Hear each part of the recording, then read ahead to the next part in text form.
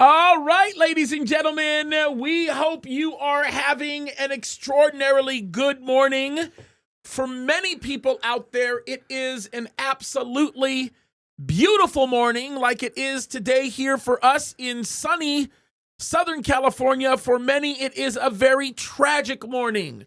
We are going to talk about a lot of things going on. Before we have any conversation about anything, I want to encourage you guys to pray for our brothers and sisters in Texas who are going through immense pain and suffering right now. We and our hearts go out to them. We know that they've gone through an extraordinarily difficult time. We are also today going to spend some time talking about what I believe to be a great betrayal, not only to the United States of America, but to Israel. And that is the interview that Tucker Carlson gave to the president of Iran. Now, we're going to talk about why, because, listen, I do not object to honest reporters asking honest questions to world leaders, even of countries that hate us and are directly opposed to us. But when you allow a platform for propagandist communication to take place, you yourself will be held accountable before the Lord for what you have done. And quite frankly, we need to pray immensely for Tucker Carlson because he has made tremendous mistakes here, and we're going to talk about that. We're going to have a conversation. We're also going to have a conversation about Bibi Netanyahu and the extraordinary move to come over here to the United States of America for what we think will be almost 20 days, is what we're saying. That's what I'm hearing. I don't know if it's going to be shorter than that or longer than that. Well, it depends on what happens in Doha. Yeah, several working meetings going on, so we're going to figure that out. We're going to talk about that, and we are going to talk about the radical transformation and shift that we are watching geopolitically. On the Temple Mount, folks, the Temple Mount, things are changing. And Middle Eastern countries are not even talking about it. What is amazing about that is not that it's changing. What's amazing is that they're not talking about it. It's striking to me. But okay, let's see if we can kind of connect the Temple Mount to this whole story, because there's a whole dynamic going on that one. I'm blown away. Listen, we've got breaking news on the Temple Mount. I actually did a video on this yesterday. I would highly encourage you guys to go to that video and watch it. But on the Temple Mount, Ben-Gvir, look, I can just tell you this right now. Bibi Netanyahu says that the official position of the Knesset does not reflect the recent decisions that Ben-Gvir has just made. However, let me simply say he has not stopped what has happened on the Temple Mount. And now the Temple Mount is a place where Jews can pray, not just in one specific location at one specific time. Jews can pray anywhere they want on the Temple Mount with a armed escort by the Israeli Defense Force or Israeli police. And on top of that, and yes, by the way, I'm not getting that mistaken, there is IDF agents that are on top of the mountain. Oh, yeah. As well as the police. They're both working tandem, hand in hand, to protect any Jews who desire to ascend to the Temple Mount. And they have been, on multiple occasions, restricting access to Muslims in the Al-Aqsa court. Something is happening. And by the way, is happening. Jordan is not speaking up about it. Saudi Arabia is not speaking up about it. As a matter of fact, something even more extraordinary than I've ever thought possible. 15 Islamic imams from Europe have come to meet and have met and are continuing to meet with the president of Israel, Herzog, and have so far as gone to singing a modified version of the Israeli national anthem in Arabic, has gone so far as in to say that Israel are the people of humanity, while the Islamic world has shown something completely different, and are continuing to say that we as a delegation from France, Germany, the UK, and a few other places have come to figure out solutions to make peace with Israel because we think it's the only hope for our future. So take all of these subjects that you've just now touched. Have you gone into the issue of the sheikh from Hebron? Oh, okay. That is a whole other thing. So take all of these issues that you're touching. What's the line that what's the thread that ties them all together? Yeah, which, by the way, just for clarity, for those of you guys that want to know what's going on with this sheikh from Hebron, for this guy is actually going so far as to say, I do not want to be under Palestinian Authority leadership anymore. My people don't want to be under Palestinian Authority leadership if we're going to continue to make enemies with Israel. No, he even went further. He wants to join the Abrahamic Accords. That's right. He wants to join. That's right. But what's very interesting about this, and again, if you've been listening to people, I think Gadi Taubes said this before, and Moti Kedar, okay, is the whole idea of Emirates, that people are talking about being a solution or a bigger solution, both to the problem in Gaza, maybe, and to the problem in the West Bank. But again, before we go into the details, let's tie it all together. What do you think is happening? What is the underlying kind of dynamic? I'm convinced I know what's happening, and I'm going to talk about that in just a second. Let me just do this one quick thing. All of you people bringing in super chats and super stickers, thank you. Please keep them coming. We will read them at the end when we do our Q&A. You guys are awesome. Now let's go back to this question that you're asking. What in the world is happening? Okay, do we want to go from the details to the top, or do we want to go from the top down to the details? Well, let's do what you like doing. Let's go from the top down to the details. The Middle East has changed in a profound manner. Oh. And all of these different aspects that we're talking about, the sheikh, the what's going on in Doha, by the way, Saudi Arabia accepting things all of these are a result of a different dynamic that has actually shifted. And one of the things that we as Westerners do not understand is the difference between what is said and what is actually thought. That's right.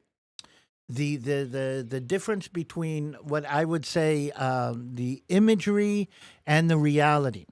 Now, the reality and the imagery in the Middle East, by definition, are not the same.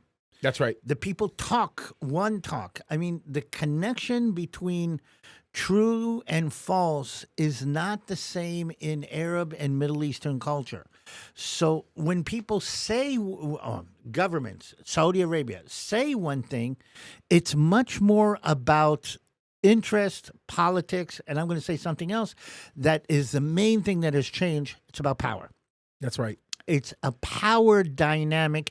The power dynamic has changed in the Middle East, and as a result of that, the local dynamics on all kinds of things have changed as a result of that. You're in I'm going to say, the spider web of different forces that are pulling you, and everything that is said only according to interest, and it's in the interests of the Saudis to use the religion and Islam for their power dynamics. It's in the interest of a sheikh in Hebron to use his influence in the power dynamics that are playing. So what I'm trying to say is this. If you want to understand what has happened, there's been a shift in the main channels of power in the Middle East, and as a result of that, we're going to see a lot of different things changing as we go along. For instance, Iran has reached out to re-go the negotiations. I don't know if you've heard that. For instance, their willingness to sit with Tucker Carlson, and again, we'll get to the Tucker part, as a result of their power dynamics that have changed. And again, you need to understand what they say and what they think and what their actual is completely different in the world that we're talking about. Yeah. And I will tell you this right now, that it is coming and may come at great cost to them initially. Their lives are on the line for what they're doing. many people in the Middle Eastern world who have deep-rooted hatred for Israel are beginning to change their minds because they're realizing very quickly that the benefit that comes from them aligning with Israel will be far greater than the potential risk that they're experiencing in risking their lives. And you said something that I thought was really profound, like very, very important, that I want you to emphasize again and again and again. I know you do it. I do it a lot. But what you hear coming out of the mouths of many of these countries in the Middle East is not exactly expressive of their intent or their desire or the general direction that they're going in. I would add on, not their intent, not their desire, and more important than anything in the Middle East, not their ability. That's right. Okay, Iran says if America attacks us, they're going to pay the price. Saddam Hussein says, the mother of all wars. There is a huge difference between what people say they can do and what people actually can do, or a government or a regime. Iran said that this is going to be devastation for the United States. This is going to be devastation for, and again, the anti-West latches on to what they say and gives it much more importance in this. So a bully walks onto the schoolyard and says, if you don't give me your sandwich, I'm going to beat you up. And all the rest of the kids say, oh, he's going to beat us up. We're afraid, we're afraid, we're afraid. Then somebody stands up to the bully and says, okay, let's see you, and beats the bully up. Now, all of the people who said that they were afraid of the bully have to swallow their words. Iran was saying we're a threat to the United States. And I don't know if you remember, before those B-2 bombers took out Fordo, people like Tucker Carlson were stressing the fear of Iran. Iran said that they're going to do this to us. Iran has the capability to do this to us. Iran is going to hurt us. Iran. And then when we blow up Fordo, and Iran does a little, how do you say, what do you call the little tiny firecrackers that don't make noise? They call up the president and say, we're sending 14 of our little pea shooters to respond because we have to your 14 bombs, and we're going to do it at this time. Can we do it do you want us to do it at a later date to make it convenient for you? Can we make an appointment to send the rockets in your direction? This is Khamenei. This is like death to America, death to America. Come on. But here's the thing. Our enemies, both internal and external, connect to what they're saying. They connect to the bravado. They connect to the threat.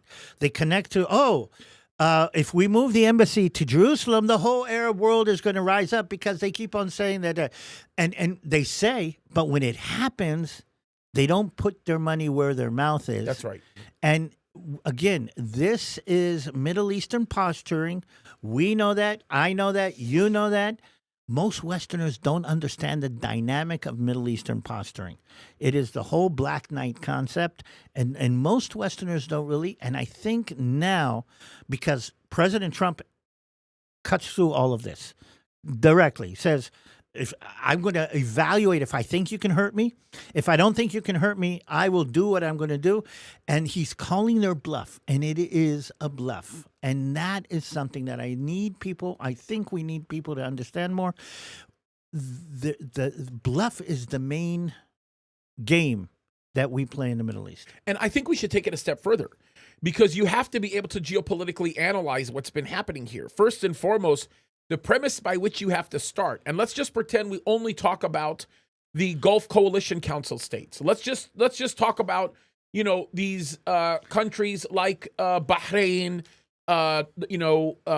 even Kuwait. Let's talk about Saudi Arabia. Let's talk about the UAE. Let's talk about Oman. Many of these countries, okay? Every single one of them, with the exception of Qatar, are sworn enemies of Iran. Sworn enemies of Iran, okay? What's even more unusual about all of this, and what's more consequential and perhaps more significant, is they have always wanted to see the demise, not necessarily of the Iranian people, but undoubtedly of Khamenei. They've always wanted to see that. It's never been a non-issue for them. They've never been at peace with them. They never will be at peace with them. That's never been the case. Saudi Arabia especially, because of the problems that they've been running into with the Yemeni Houthis. As a matter of fact, let me take this a step further. MBS is being praised right now by his father and is being praised by many people in the region because he saw the problem that the Houthis were going to become, especially after the declaration by Joe Biden that they were now no longer enemy combatants.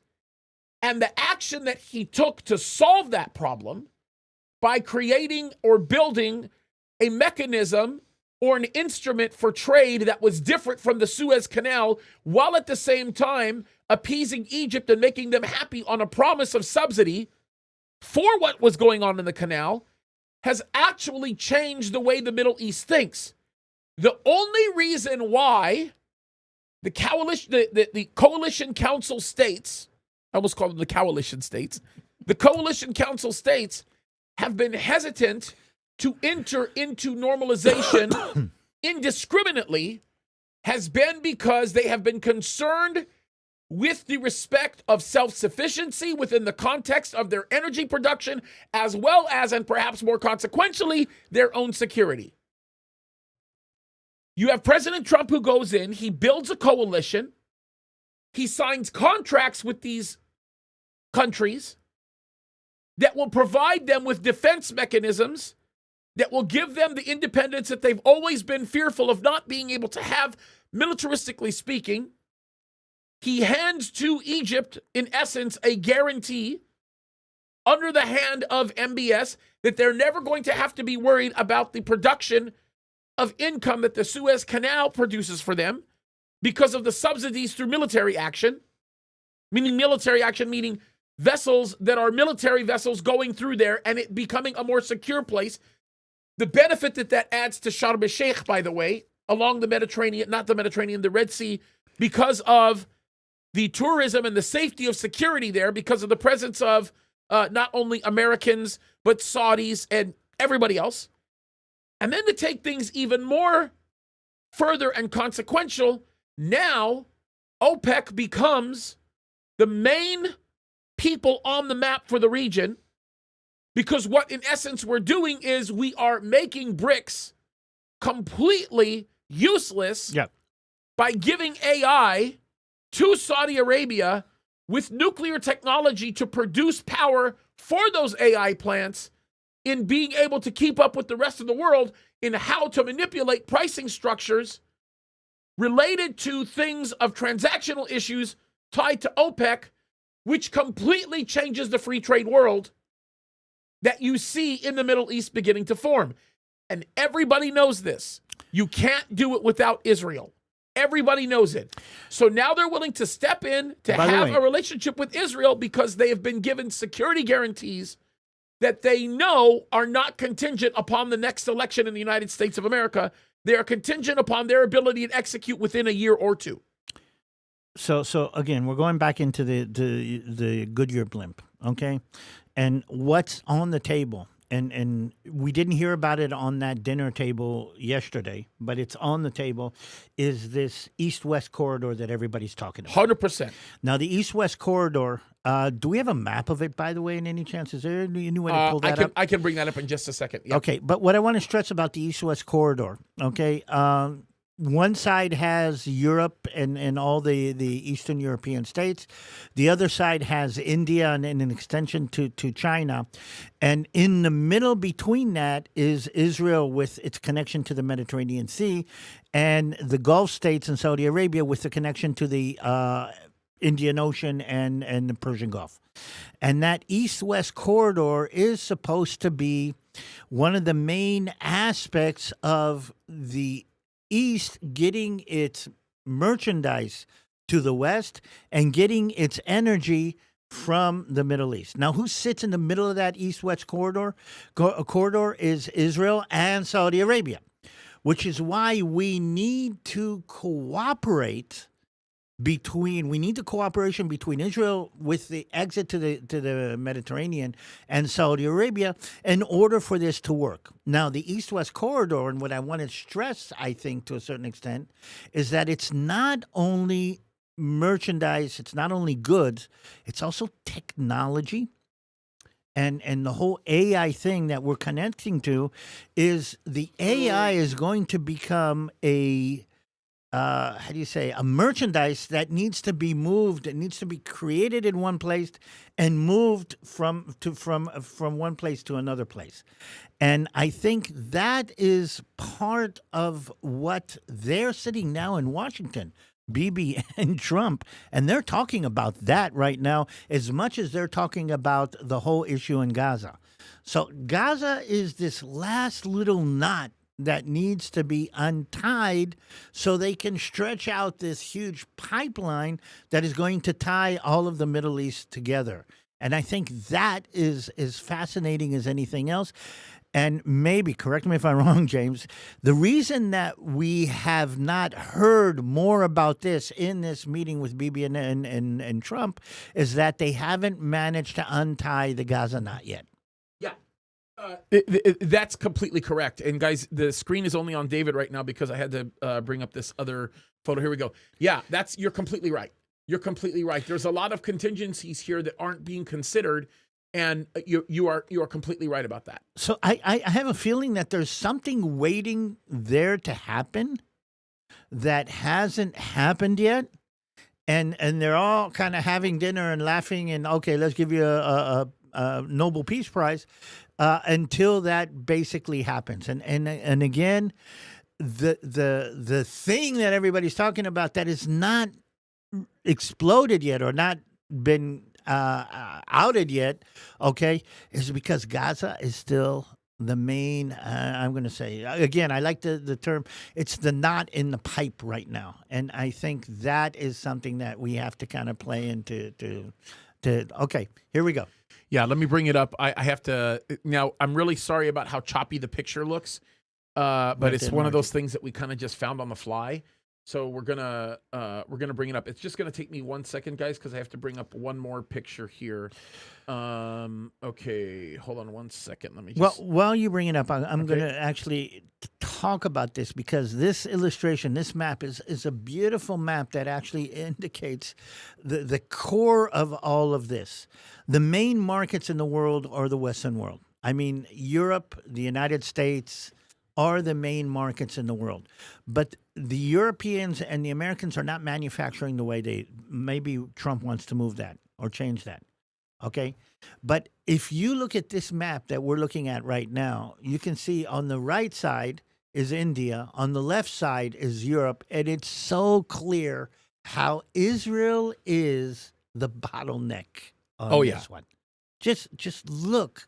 And again, I find it fascinating that if I want to explain the importance of Israel in biblical affairs, you open the Bible. If I want to explain the importance of Israel in geopolitics, open a map. Yep. Just look at this. You see how it pivots right there. I can't say it more strongly. God knew where he was putting us, or God knew where his geographical center of influence is going to be. And we see it again and again and again down through history. Yeah, and look, I think this is really important because when you look at this east-west corridor, one of the things that people aren't necessarily looking at or even considering is one of the major gateways for trade to come in from, if you're going to use the Persian Gulf and you're going to run in that way, which most of them are going to bypass the Persian Gulf. But let's just say you run through the Persian Gulf. You know the one hub, the one gateway that they're going to use? The hub and the gateway that they're going to use is El Afah. This is the southern portion of Iraq, which is the peninsula that I believe they are building for Babylon. The Babylon that we read about in the book of Revelation. I mean, this is unbelievable. Look, the merchants of the great city of Babylon are beginning to develop. If you look at the description of all of the merchandise that you read about in Revelation 17, with respect to Babylon, that is a perfect and complex description of what is happening right now in the Middle East. Interesting. And Israel will be the hub. Remember, Daniel 9:27 talks about the strengthening of an existing peace treaty, which in essence will be accomplished by the Antichrist. And that in and of itself is going to be the initiation of the tribulation period. What you are describing right now, what you are looking at when you're looking at this map, is you are describing what is, in essence, the very beginning of the infrastructure that we see necessary in order to produce the geopolitical, lack of a better term, theater to create the condition that we're talking about. Not to mention the fact that when we talk about Ezekiel 38, which is something we've been talking about a lot, peace with Israel is something that has to happen before the nations attack Israel. So we're looking at this happening. It's formulating in front of us, and we thought it was impossible, but it's happening. Well, there's still something that's lacking in that. But before we get to that, because that's a very interesting, I want to kind of zoom in on something else that kind of has a relation to this map. If you look at this map closely, one of the things that people don't see in this map is China, that is even further east than India. Why do you think that is that China's not in the map? And you're seeing that this dynamic basically isolates China. Yes, it does. And I've said it from the very beginning. China is inconsequential in Bible prophecy. And we're seeing a new dynamic that is being connected. Another one I want to connect is after Benjamin Netanyahu sat in Washington the first time that he came to meet, he was the first kind of one that came to meet. Immediately after that, President Modi from India was sitting there. And India is, I think, becoming more populous than China is. And a lot of the world's manufacturing capability is moving from China to India. So you tie that in together. But I want to take this big map that you're looking at, and let's put it this way. You need a ship to go from India to the Persian Gulf. You're going to need a ship for that. Then you're going to need railways and pipelines to go across the Arabian Peninsula in order to connect to the Mediterranean Sea. From the Mediterranean Sea side, you need a ship. You need to get on a ship, which means that from the railways and the pipelines that you see going through Saudi Arabia, there has to be a translation from pipes and rails to seagoing vessels. Why am I stressing that? Because you need a huge harbor facility, a harbor hub that sits on the Mediterranean Sea. It's got to be massive to be able to deal with the amount of trade, liquids, natural gas that it's going to go through. Now, there is no massive harbor on this level anywhere on the eastern Mediterranean Sea. And if you look at what's going on along the coast, there's only one place that can happen, and that is Israel. Not only Israel, because Israel has a harbor in Ashdod and a harbor in Haifa. None of them are big enough. Haifa, the harbor sits in the middle of a city. You can't get everything through the city to the harbor. Okay, Ashdod, is not big enough.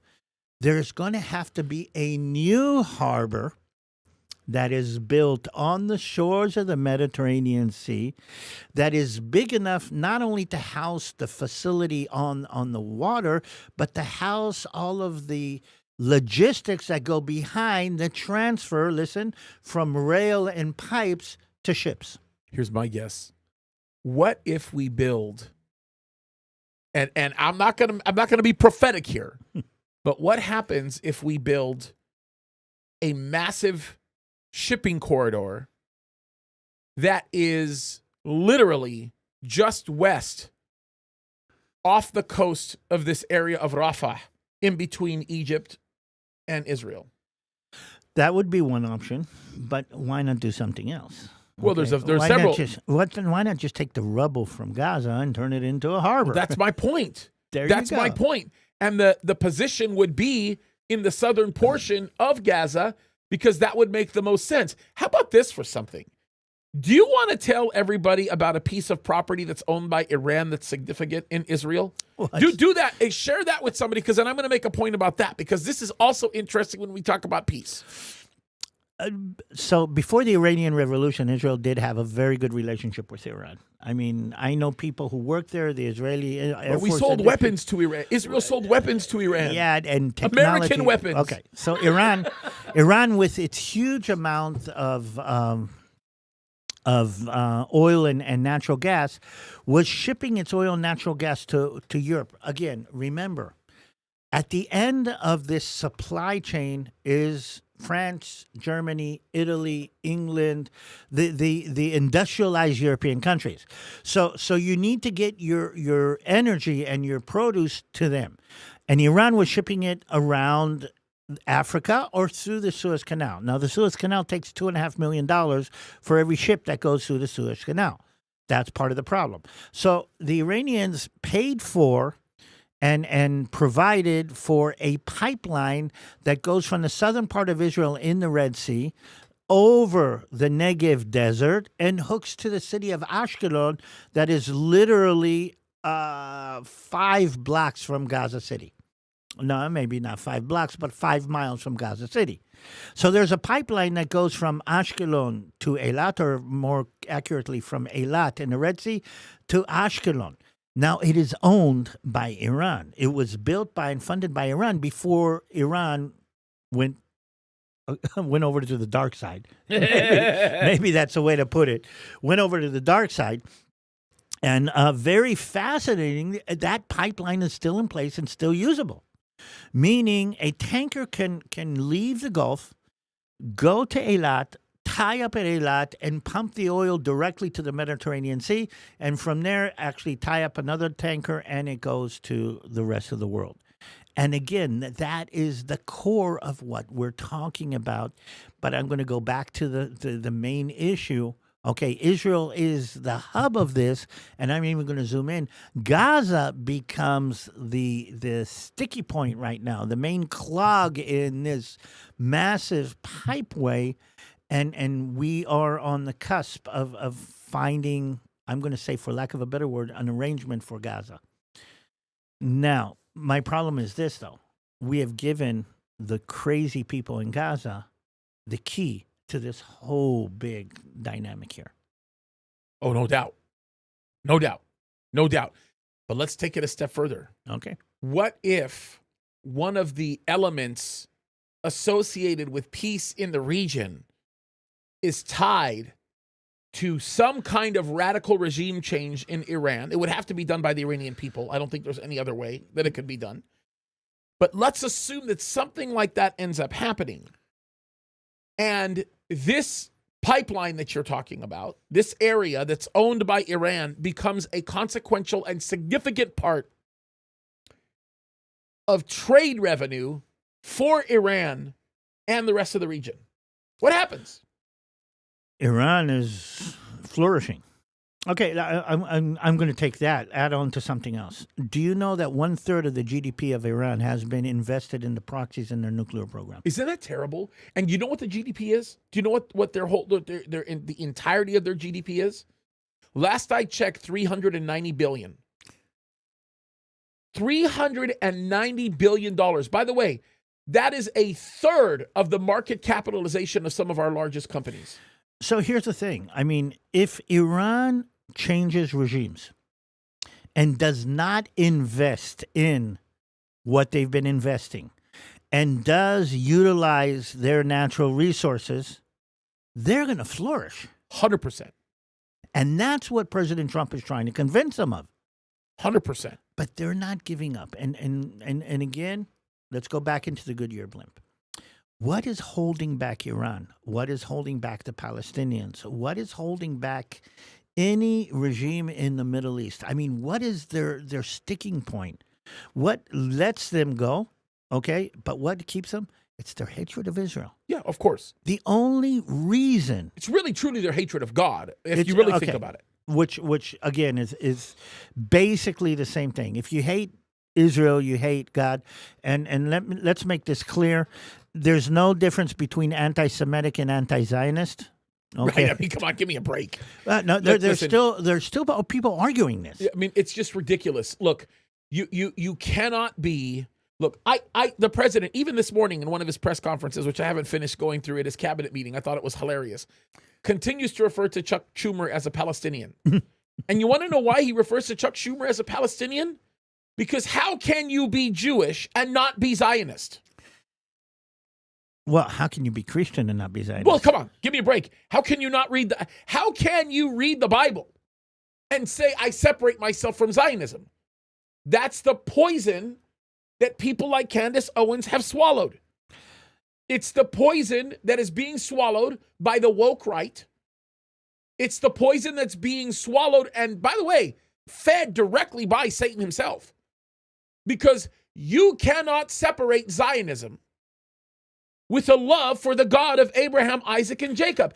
Zion is the center of all that God speaks of when he speaks concerning the restoration of his people, which, by the way, includes us, because we are grafted in. We are branches grafted into the tree.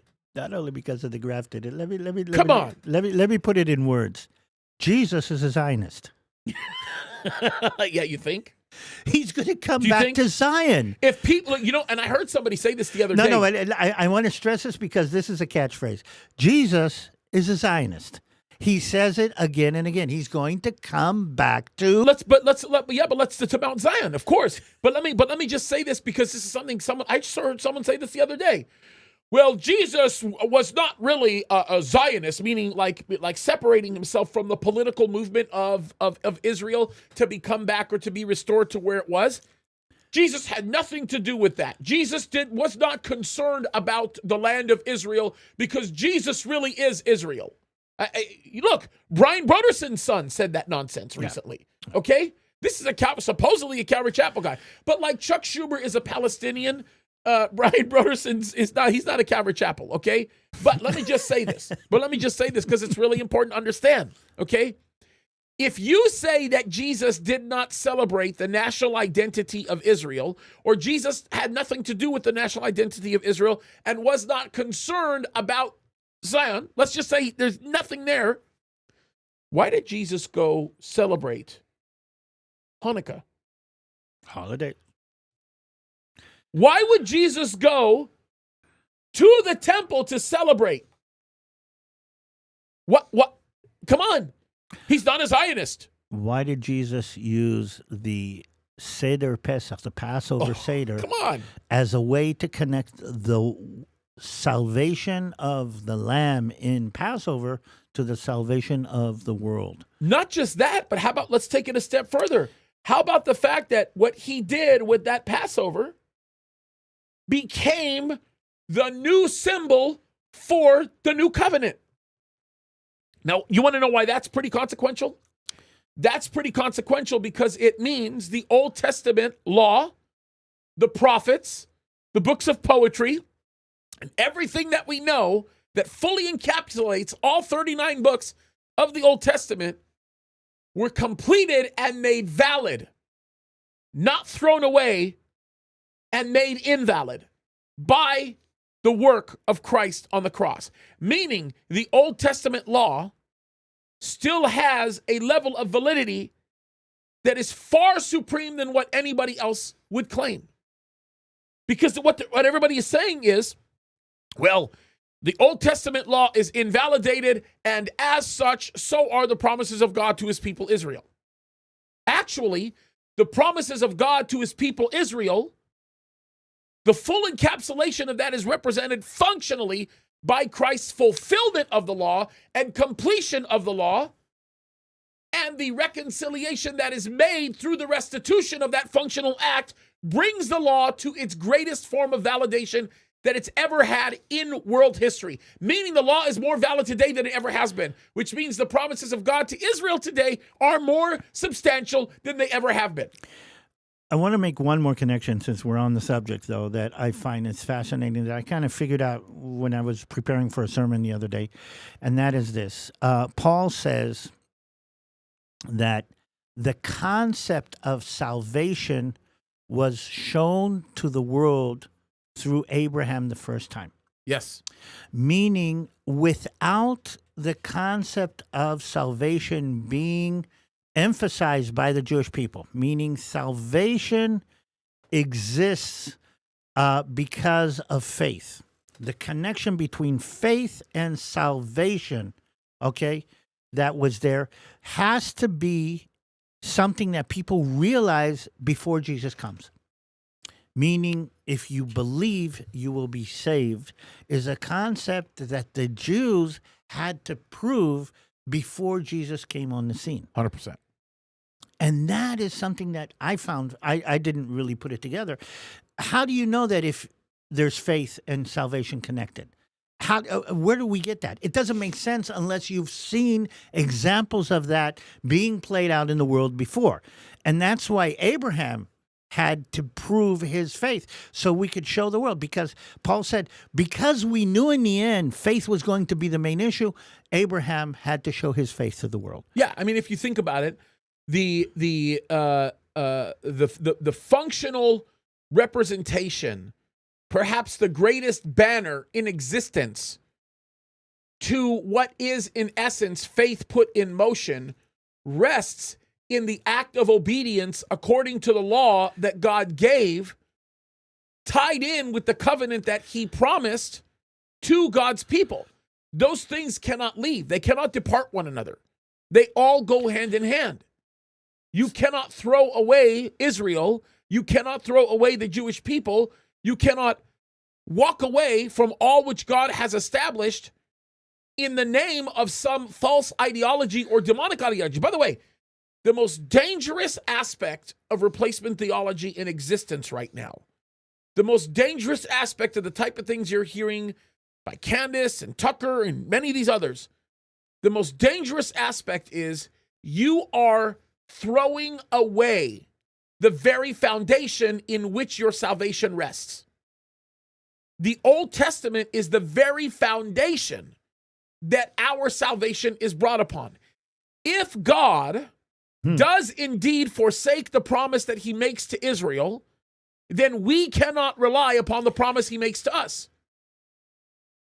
Because the promise that he makes to Israel is the very foundation for the authority by which he can make the promise to us. Think about it like this. Christ said, I didn't come to destroy the law. I came to fulfill it every jot and tittle. What does that mean?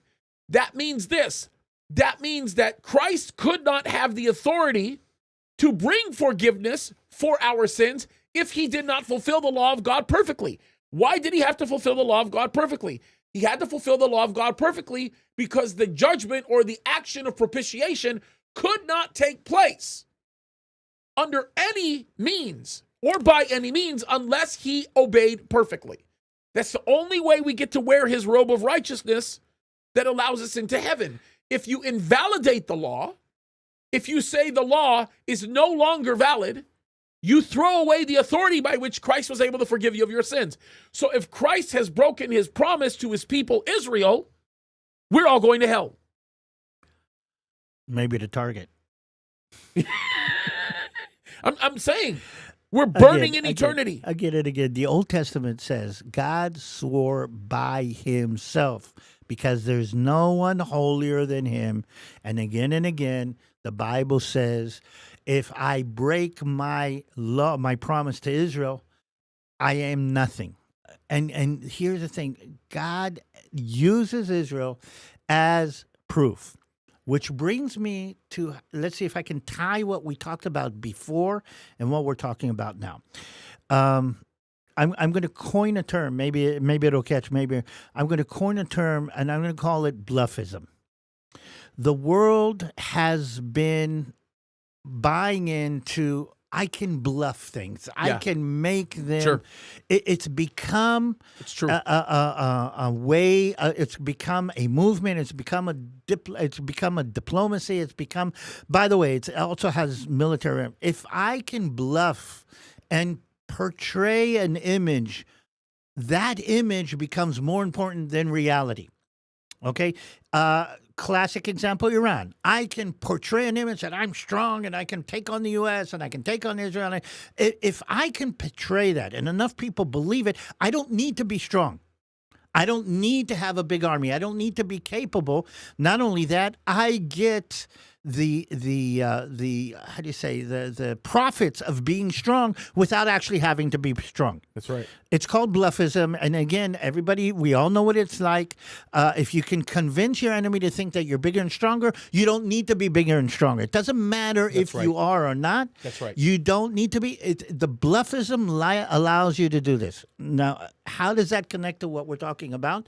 By the way, before I forget, I can't help connecting. You know who is a professional bluffism expert? China. Oh, of course. China is in the middle of a major bluffism, and their strength is they keep on saying it doesn't matter what we can do; it's what America thinks we can do. That's right. And again, Satan does the same, and it doesn't matter what God is about. It matters what we convince people that God is about. That's right. It doesn't matter that God keeps his promises. If we can bluff the world into believing that there's no such thing as promises, then what God does or doesn't do, less matters what is in people's heart.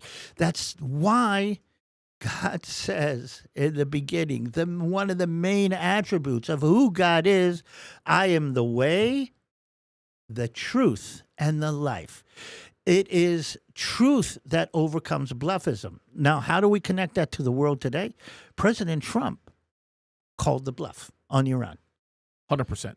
Called the bluff on Iran. And all of a sudden, the truth is prevailing. And all of the people who wanted to relate to the bluff, who wanted to be afraid of the bluff, oh, Iran's going to do this and Iran's going to do that. When you call the bluff, you put truth in there, you put reality in there, then the whole dynamic has changed. And what's changed the Middle East more than anything is the bluffism isn't working anymore. Yep. And I think that is one of the main aspects of what we're talking about. Now, that ties into replacement theology because, again, what is Satan trying to do? He's trying to say, I can convince you that the truth is not the truth. I can bluff you into something else. And if I can convince you of that, then it doesn't matter. You're not going to be saved. That's right. Because you don't believe that God keeps his promises. That's right. No, it's very, very well put. And that's exactly the problem that we're facing right now. Exactly. We are facing these sick lies that continue to be communicated. And I'm going to tell you this right now. Look, I am very disappointed in what I watched Tucker Carlson do a few days ago. I am saddened by it. My understanding, and I could be wrong about this, but my understanding is that Tucker Carlson has some really good, really godly people that are surrounding him right now. And our prayer is that they will be able to speak to him and speak into him in a way that he is going to change the approach that he is taking with this situation. I have heard Tucker Carlson make some statements up until these last few days that showed me that he was walking with a certain level of naivety. Like, my assumption was he's generally uneducated about things happening in the Middle East, and he is walking with somewhat of a naive scope. What I'm beginning to realize right now is that is going to a new extreme. He's heavily influenced by Alex Jones, who Alex Jones is brutally anti-Semitic. I don't know anything about him. Yeah, that's a whole other crazy, like, Alex Jones has gone way south lately with his anti-Semitism. But now I'm beginning to see Tucker actually do some things that were highly manipulative and, quite frankly, dishonorable. If you saw the interview that he had with Ted Cruz, he was disrespectful. Mm-hmm. He was belittling. He was not honest. Tucker Carlson outright lied about things. And on top of it, he continued to manipulate the conversation in a way that made Ted Cruz look incompetent. Now, I want to just say this really quickly. Am I disappointed by Ted Cruz's responses? Yes, because he should have been better educated in the scriptures. Undoubtedly. Okay? I get it. Do you think it's ignorance? Initially, that's what I was thinking. Now I'm beginning to think that what ignorance existed with Tucker Carlson is now becoming more of a hardened belief because he genuinely thinks he's doing good by putting Israel in a negative light. I'm going to advance something, and I'm curious to hear what you think about it. I came across something the other day talking about Piers Morgan, and we all know who Piers Morgan is. Yeah. Okay, and one of the things that kind of somebody paid attention to is the fact that the most popular of Piers Morgan's podcasts were the ones that he had the anti-Israel people. Yep. He had the Egyptian, what's his name of the Egyptian? surgeon, the guy who was a surgeon. The guy who was a surgeon. Yep. I mean, that is Piers Morgan's most popular video. Yep. And it turns out that if you look at Piers Morgan, and again, a lot of things I believe, but the popularity of the Israel bashing crowd is much greater than the popularity of the Israel. Oh, yeah. Okay. 100%. So what I'm trying to say is this. I think Piers Morgan and maybe Tucker Carlson and others have realized that their asset or their doorway into popularity is the bashing of Israel. Yes. And I think maybe what Tucker is doing, he is realizing that he will get more likes, more clicks, more, I'm going to say, relevance if he bashes Israel than he will get if he supports Israel. Yeah, but I think that Tucker is past that point. I don't think that Tucker is at a point where he's looking for clicks like Piers Morgan is. I think Tucker has always been a very wealthy man. He inherited a lot of his wealth. He's always been relatively powerful.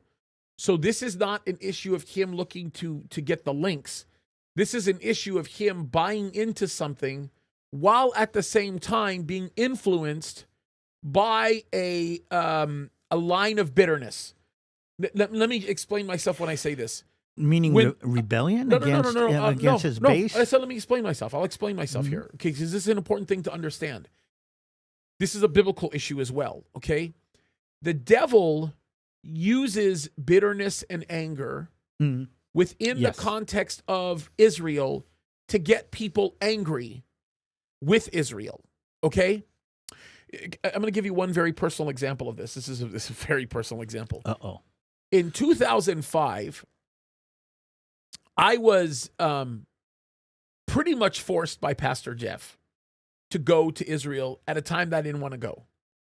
This had been probably like my 5th or 6th trip. I don't remember. And I was just done. I was tired. I was irritated. I didn't want to be there. I didn't want to leave my family. There were lots of changes that were happening.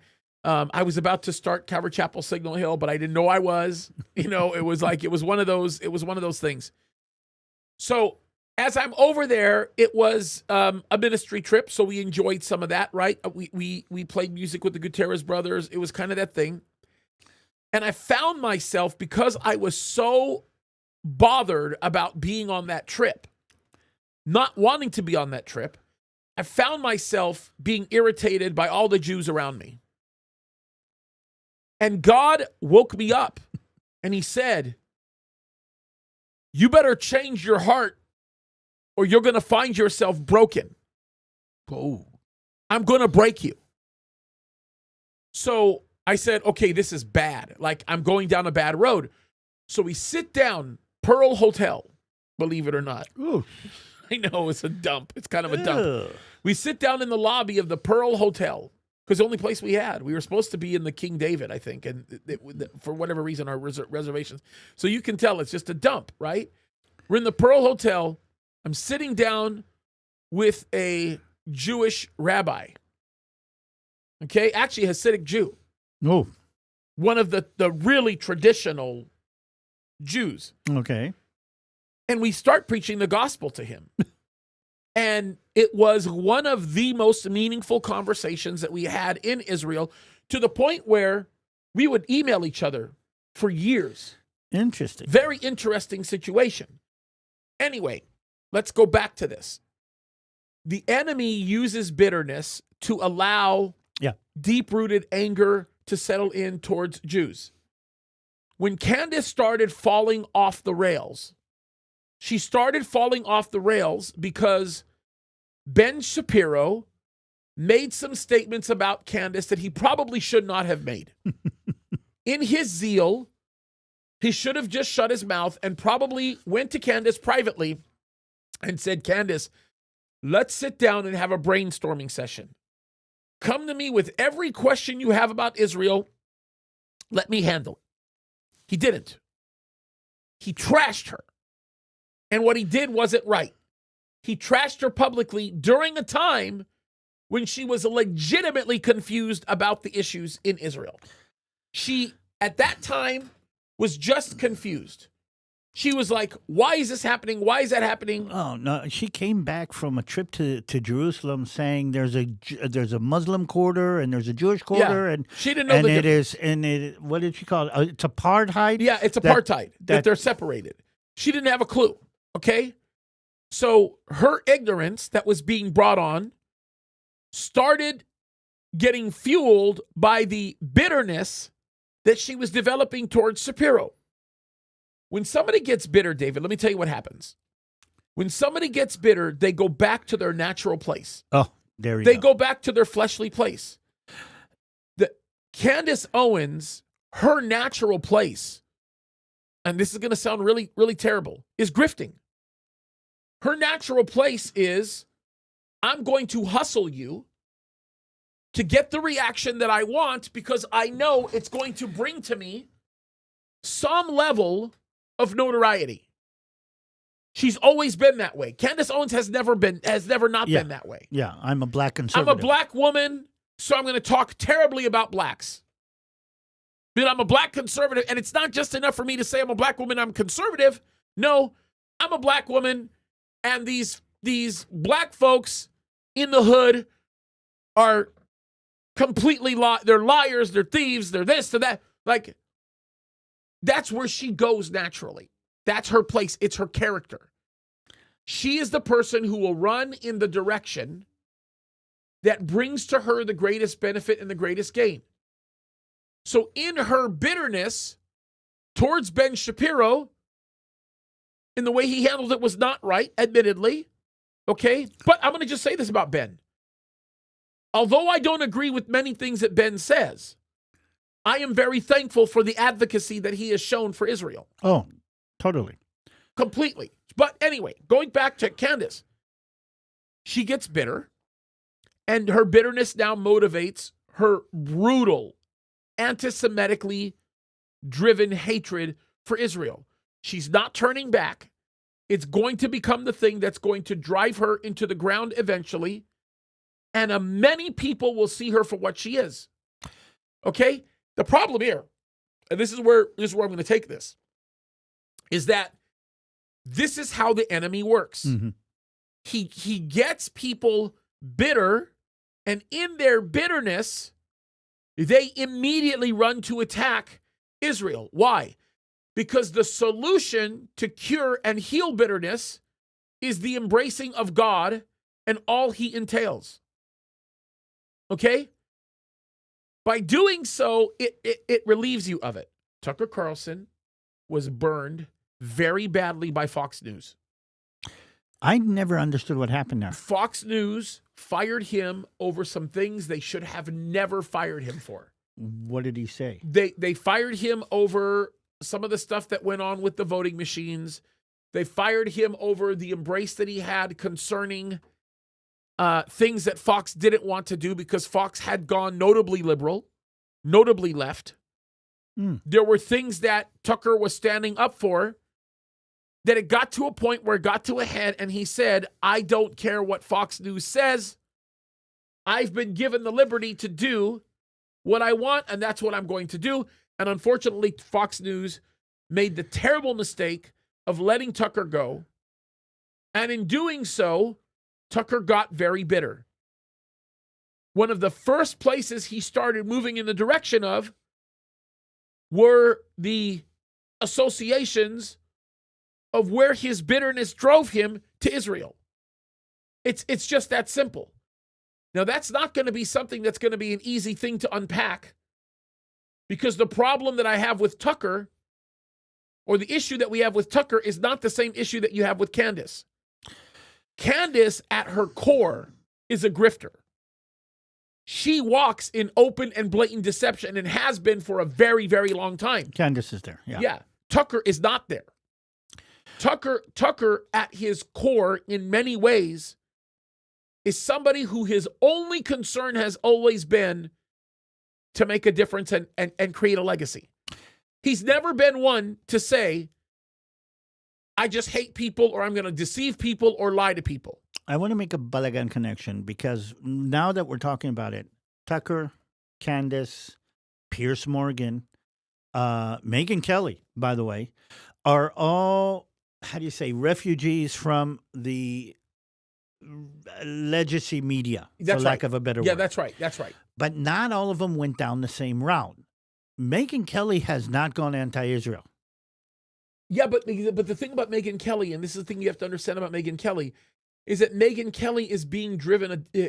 There's something different that drives her. Yeah. What drives her is more ideological. It's not transactional for the negative side, right? Megyn Kelly, like Tucker, actually wants to make a difference. I don't know Megyn. All I know is what I see of her, and I think she's just a woman that wants to make a difference.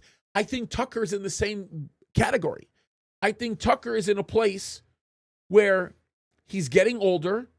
He realizes he's getting older, even though I think he's a very young man. He has spent a lot of his life doing the things that everybody does in the mainstream. He was what you would call the epitome of the right-wing war hawk, Lindsey Graham. He fit in that mold. But he's realizing that those were empty, those promises that were created by having that type of view brought back nothing but emptiness. So Tucker's in a place where he's recognizing all of this is spiritual. He's trying to find some semblance of peace in the work that he does, and that work is being ideologically driven in a way where he thinks he really is bringing value. And by the way, unfortunately, Tucker has brought a lot of value in the past, but that value is being discounted because of the manipulation that he's giving himself to right now. And that's exactly what he's doing. And by the way, Tucker is reverting to that. Just like me and just like you, Tucker Carlson makes a living with his words. So he's good at crafting his language. He's very good. The guy is articulate in ways that... He's brilliant. Yeah. So the problem is he's using that brilliance now to come to some very dark conclusions that he doesn't even realize he's coming to. And that's the problem that we're having right now. Since we are on the subject, I can't help but mention somebody else who is very articulate with his words and is becoming the great defender of Israel, Bill Maher. Oh, yeah. Well, and Bill Maher, look, in my opinion, Bill Maher is a disgusting human being.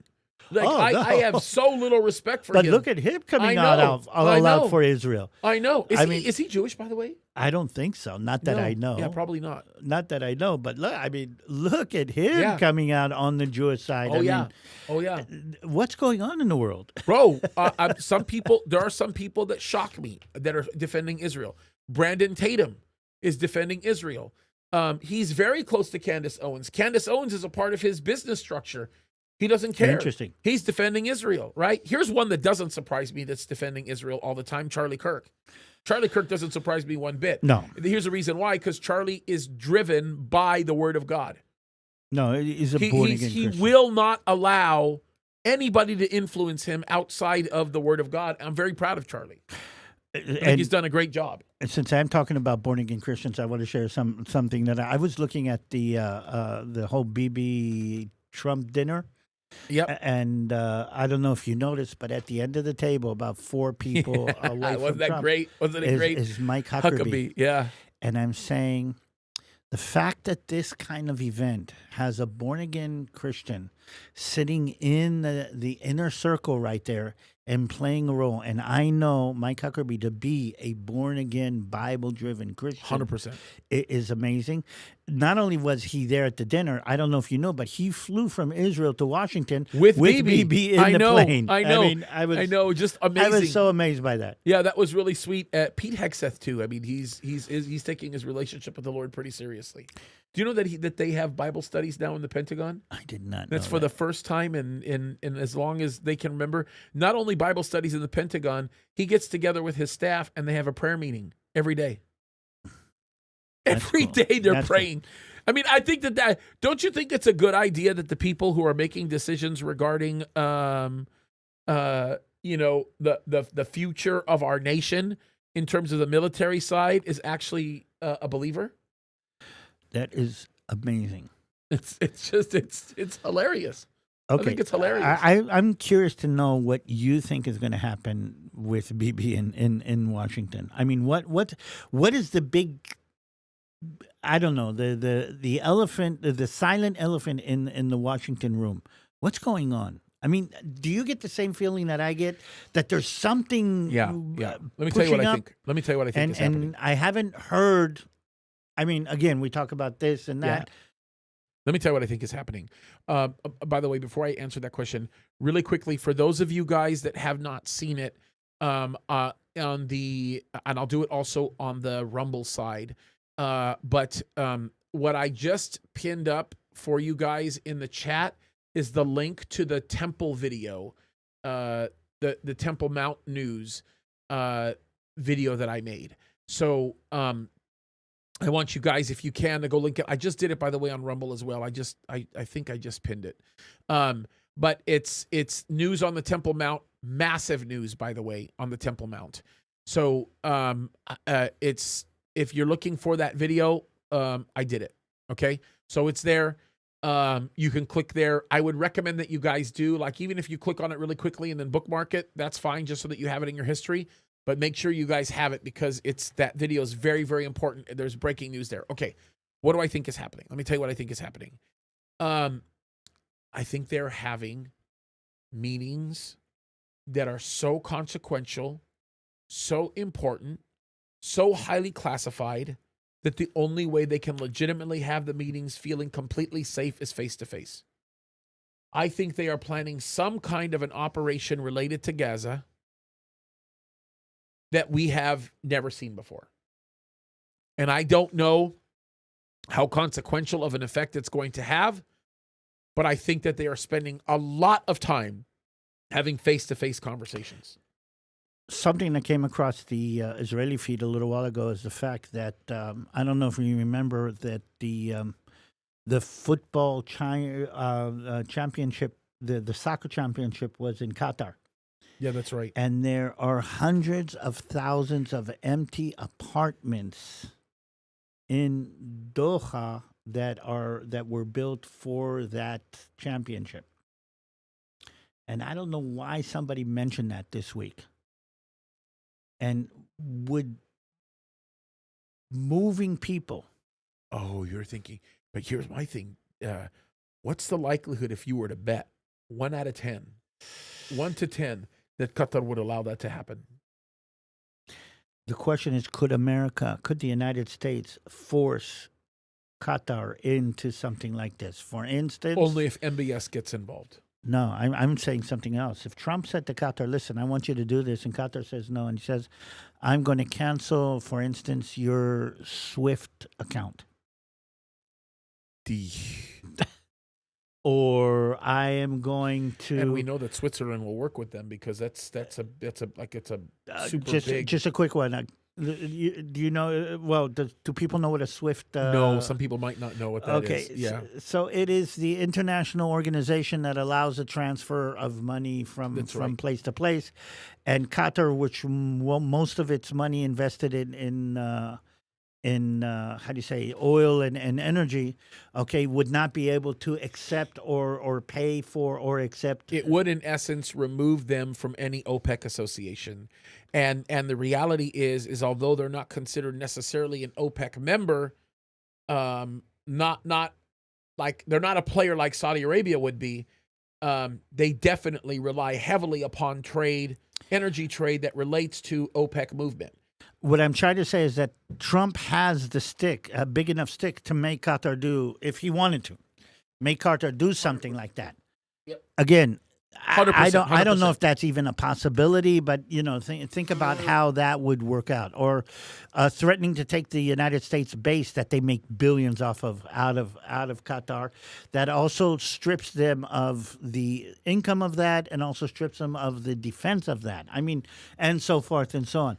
There is a way for the United States to press Qatar into a corner if President Trump wanted to do that. That's and right. Qatar does have the ability, the capability, and the the place to solve that. Now, you take 500,000 Palestinians out of Gaza and put them in Qatar and put them in these luxurious apartments, and you've changed the whole dynamic of what's happening. That could be something that we're thinking about, this outside of the box kind of. I mean, I've never even thought about that. It's interesting that that's even being brought up. I mean, I didn't even know those units existed. Yeah, well, there's other units. I mean, if you want to talk about it, think about Saudi Arabia and all the tents for the Hajj. Yeah. All the air-conditioned tents that are like little apartments for the Hajj that they have. They have 1 million of them. Is it really that many? Yeah. They're saying that there's whole cities of these air-conditioned tents that people come to stay during the Hajj. I mean, there is a way to solve the problem of the Palestinian people. But here's the thing. Golda Meir, go back. The Palestinians, the Arabs will have peace when they love their children and love their life and love their well-being more than they hate us. Yeah. And their hatred of Israel is overcoming any other consideration. Yeah, that's true. That's the picture of Islamic fundamentalism. That's exactly what it does. But that's the picture of Jew hatred. That's a picture of anti-godliness that has been the same down through the ages. Yep. Let me put something else, okay, on the agenda here. I don't know if you remember. There are more and more cases where the hatred of the Jews has been the downfall of great empires. And I'll give you two that most people don't connect. Again, I love the way the history makes the connections. Nazi Germany. Nazi Germany, if it did not hate the Jews so much, if it had plugged into the Jewish ability, if it had embraced the Jewish people in it and used the Jewish creativity and not used the trains that it needed to win the war in order to transfer Jews to extermination camps, might have won World War II and we would have been in a completely different place. Possibly. Okay, you want another one that I find fascinating? Somebody threw Spanish Empire.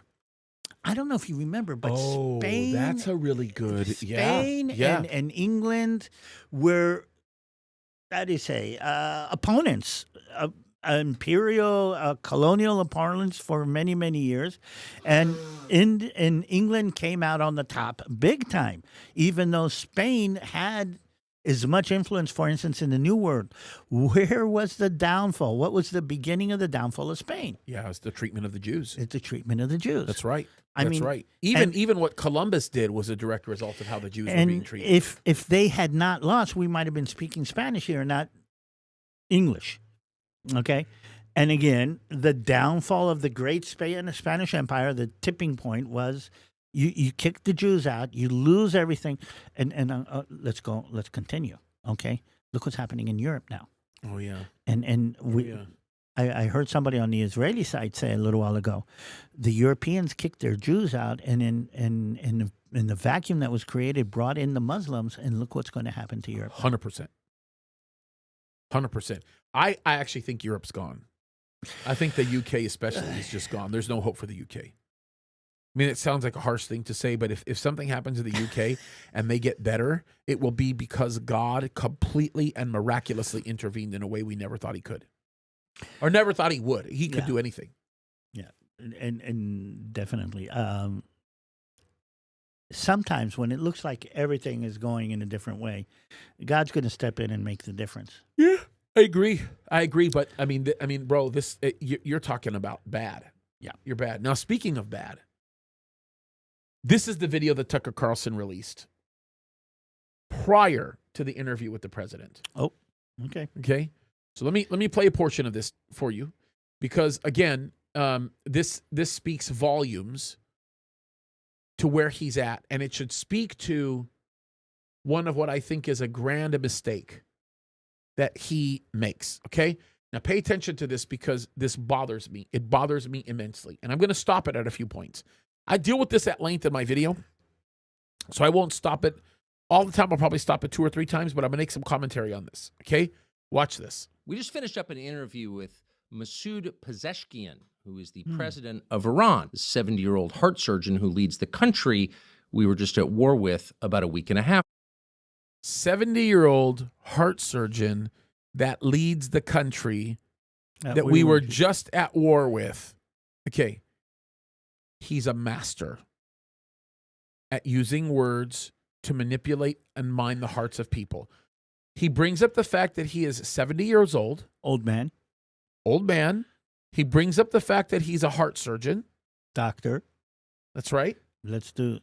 You know, and then immediately makes America the automatic aggressor by saying the leader of the country that we were at war with is a 70-year-old heart surgeon. 70-year-old heart surgeon.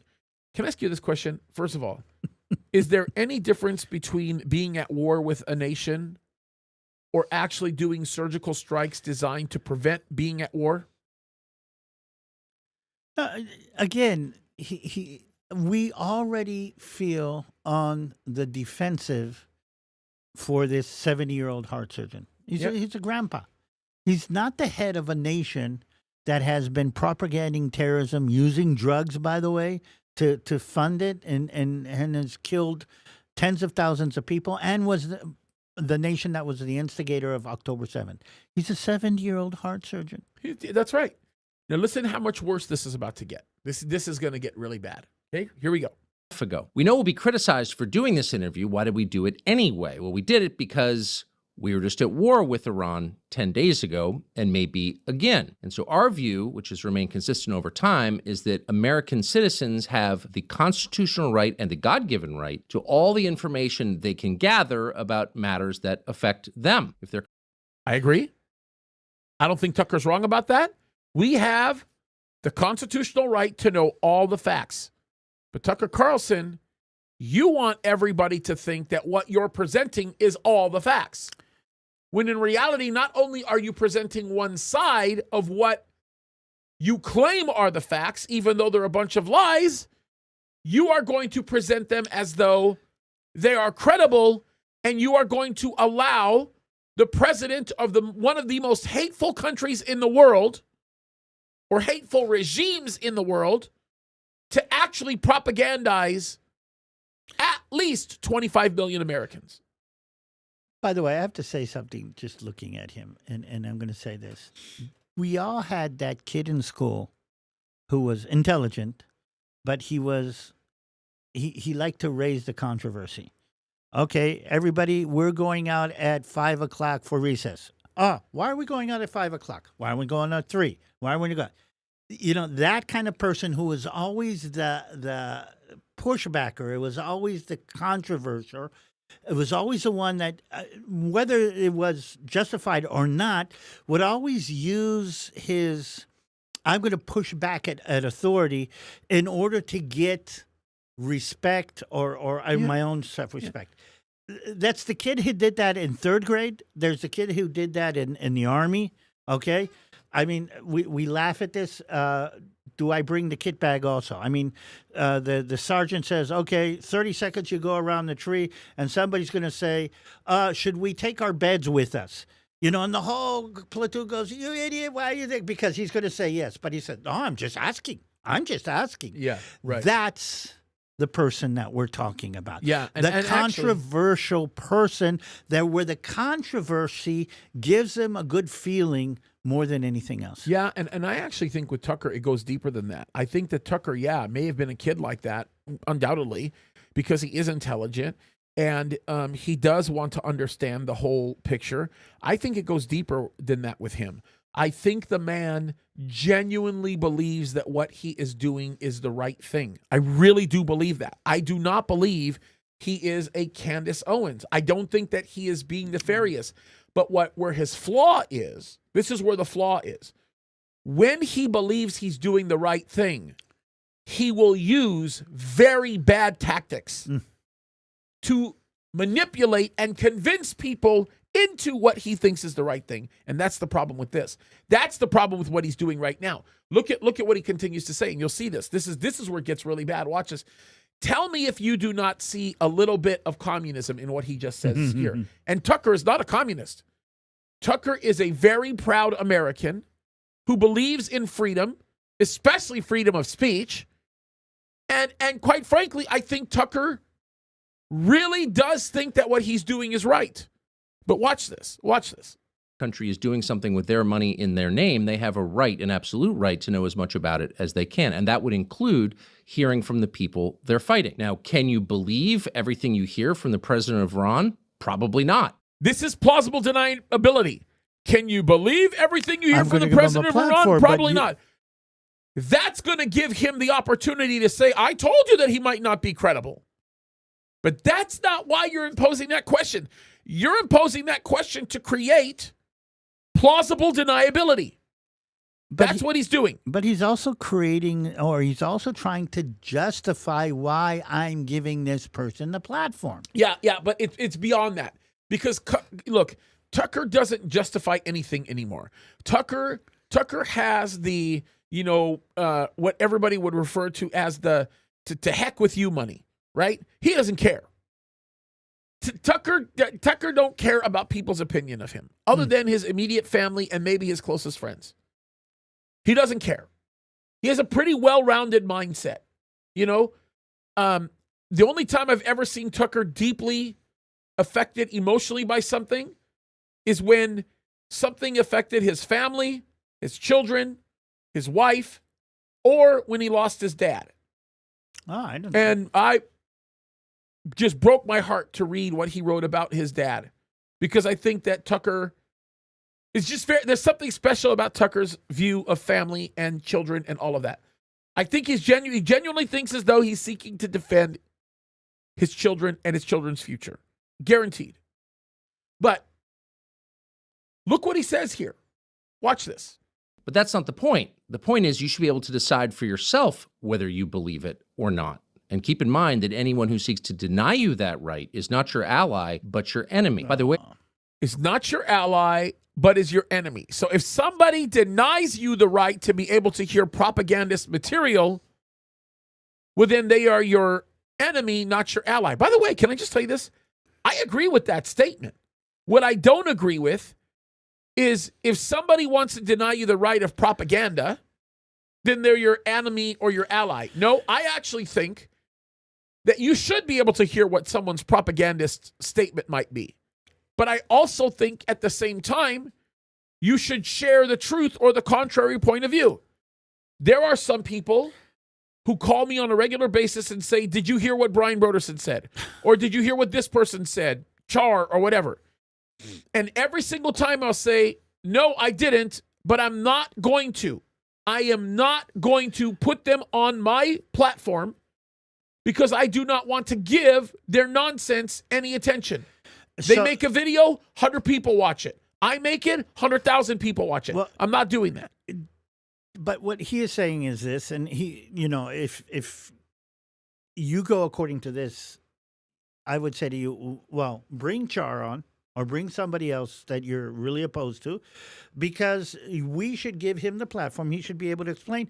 And the people that are watching us and listening to us would be able to reach a decision what is right and what is wrong. And you can say that about almost anything. Yeah. Yep. Okay. But I'm going to say this very clear. The Bible is very clear about this, and I think most of us believe. You don't give evil a platform. I can say that about... Listen, I agree. But I think what is worse here, and this is, I think, a character flaw of Tucker that he's picked up a little bit, and I hope he changes. I am praying he changes. Listen, I'm telling you, I know for a fact that Tucker has really wonderful, godly people surrounding him. He does. I know that there's a producer that he has. It's a really amazing person. He's got a lot of amazing people around him. Okay? But here's the problem here. When Tucker interviews somebody that he just outright disagrees with, he becomes sarcastic and argumentative. No, I become sarcastic and argumentative with people that I don't agree with. But the problem is you're steering the conversation in a way that isn't fair because you're not giving them an opportunity to make representations that really do have a foundation in truth. Would you put Tucker on your show? Oh, 100% I would. Would you bring Tucker here? If Tucker came on that, I would be honored to have Tucker on my show. I would do it in a Would you in a put million Candace years. on your show? No. You know what? Maybe I would. Maybe just to have a conversation. Sure. But I think Candace. I think Candace is in a completely different place than Tucker is. Okay. I could be wrong. But you know what? Yeah, sure I would. I think I'd have a conversation with Candace. Sure I would.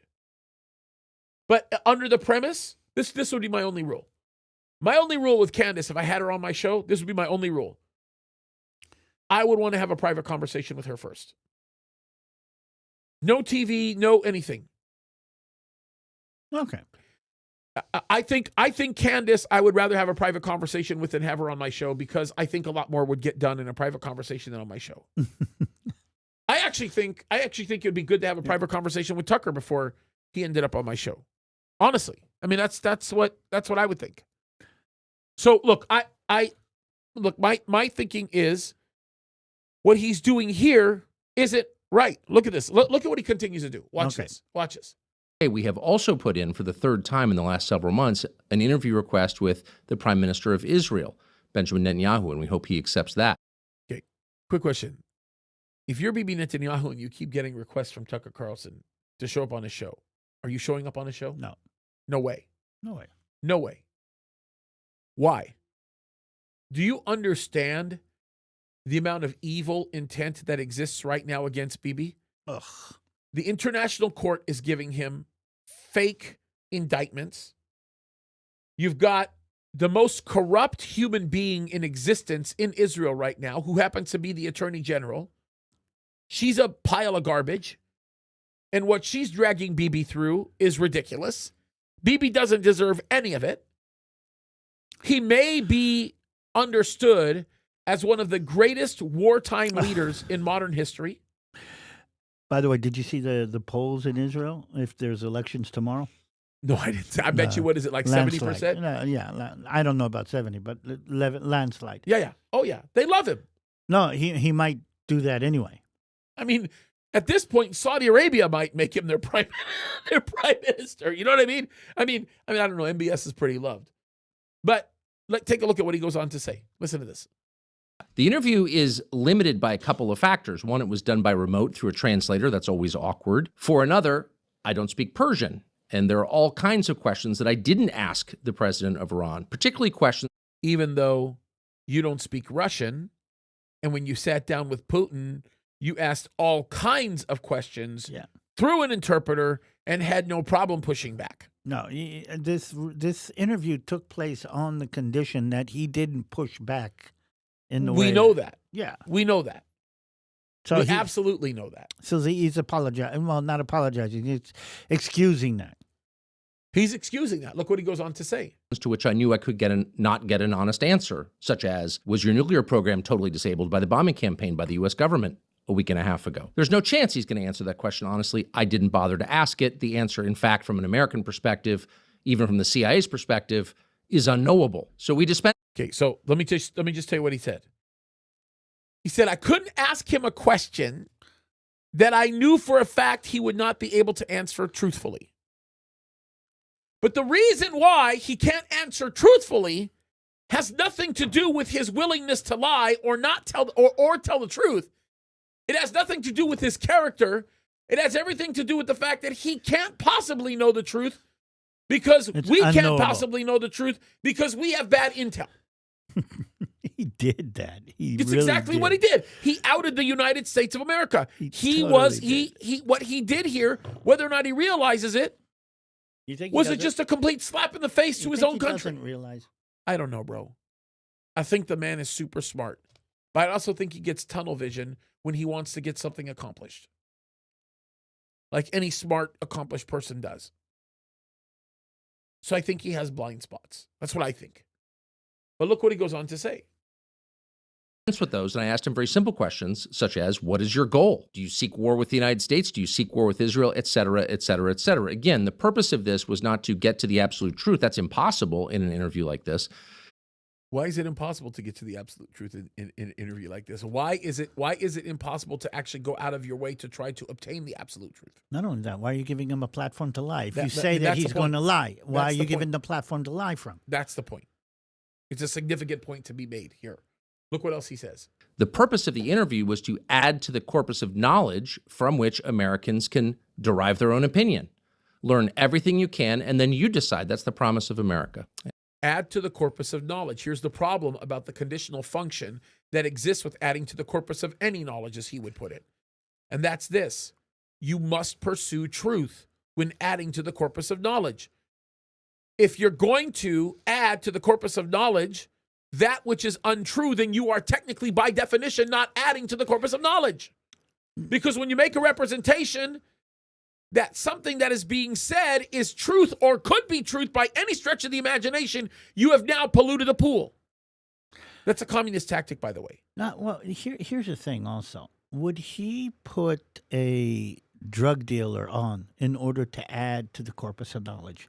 Would he put a child molester on in order to add to the corpus of knowledge? No. I mean, this add to the corpus of knowledge, and there are things that we do not want knowledgeable or expanded, and that mentality. Another thing is, are you going to ask the thief if he's a thief and expect his answer? I mean, why ask him? Right. I mean, why give him the public opportunity to say, "Well, I'm not a thief. I'm just a redistributor of." And again, I don't know if you saw the interview. The guy was saying, "We have a peaceful nuclear program, which everybody knows that it's not peaceful." He's lying. Look, in his interview, there was one point where he says, where Tucker tells the president, "Will you denounce?" Matter of fact, I'm going to show it to you guys. Will you denounce? Will you tell? You know what? I'm not going to even give it. I'll give it. I'm going to play it so you guys can watch it. But that'll be the only section of this interview that I show you, and it will shock you when you see how Tucker Carlson handles it. Okay, let's watch the rest of what he says here. And we hope that this interview does a small part to making that promise real. This interview will be up as soon as we have done editing it, as noted, and that should be in a day or two. Okay. We just finished up an interview with... So basically, what Tucker Carlson, in essence, is doing here is Tucker is making justification, active justification. For what he knows he's going to publish. Yeah, for what he knows he's going to publish, which in essence is a propagation of a lie. And that's the part that bothers me, because he knows that there's a big problem here. There's no other way of doing it. But what he's attempting to do is he is attempting to put something in a light that is going to end up becoming favorable to what he thinks should be done. He wants to characterize Iran as a peaceful nation that we shouldn't be bombing or participating in. By the way, let me just say this really quickly. I absolutely despise the idea that we have to go to war for any reason. Nobody wants to go to war. Nobody does. But sometimes you have to. And I'm not here to make the claim that war, no matter how you cut it, is going to be inevitable with Iran. But what I am saying is that if we have to go to war, we have to go to war. I'm going to say this. The American strike by these 7 B-2s. By the way, I kind of realized the other day why there were 7. It stopped war, by the way. It stopped war. Exactly. So did you hear why there were 7? No, I thought there were 6 actually. But there were 6 that were actually planned for the attack on Fordow, but there was a 7th that was going to be in case something happens. When nothing happened, they used the 7th bomber to finish taking out or drop bombs on Natanz.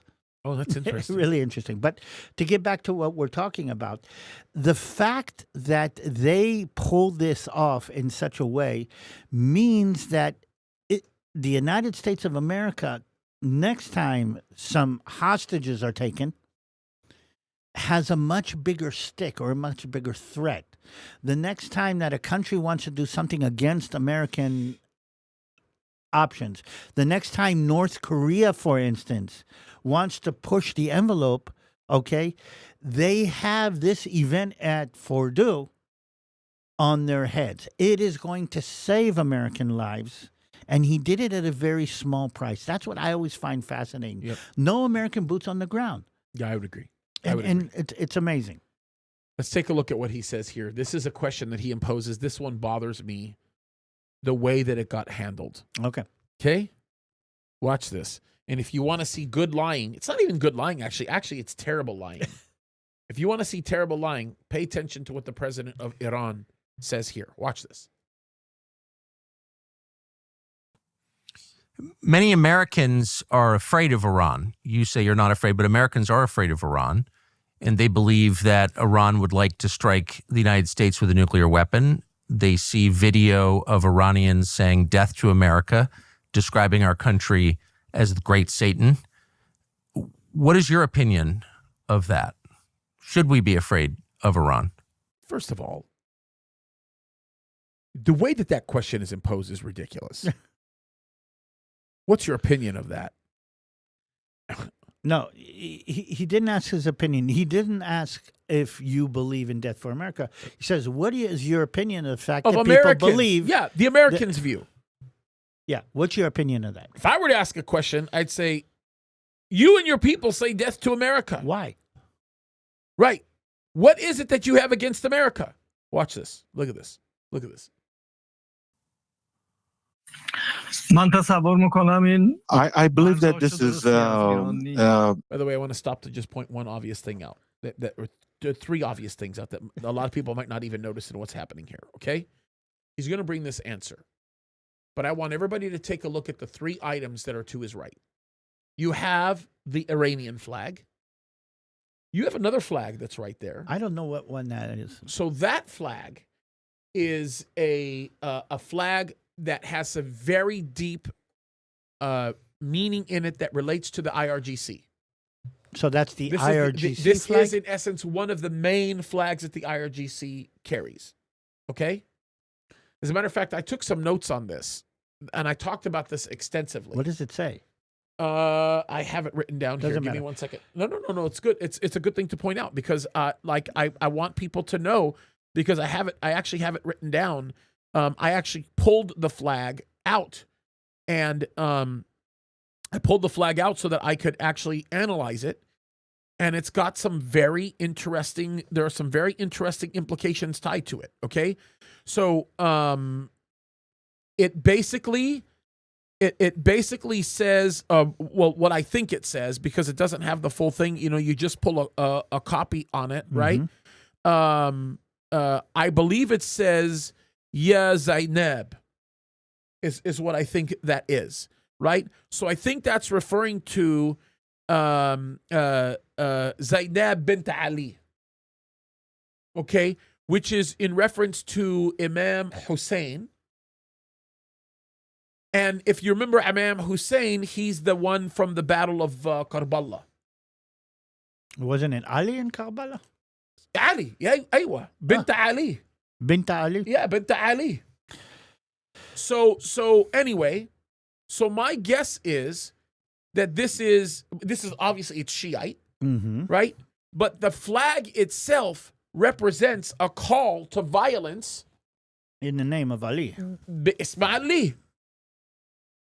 It's a call to violence. Then look at the two pictures. Yeah, Khamenei and Khomeini. Yeah. So he's got them all sitting there. It's framed in the picture. It reeks violence, hatred, anger, death to America, death to end. That's what this says. Now listen to listen to how he answers this. Watch this. So the question was, people are saying that you're saying death to America. What do you think? That's right. Let's see how he answers. Watch this. a very wrong impression that anybody might have of Iran or the Iranians.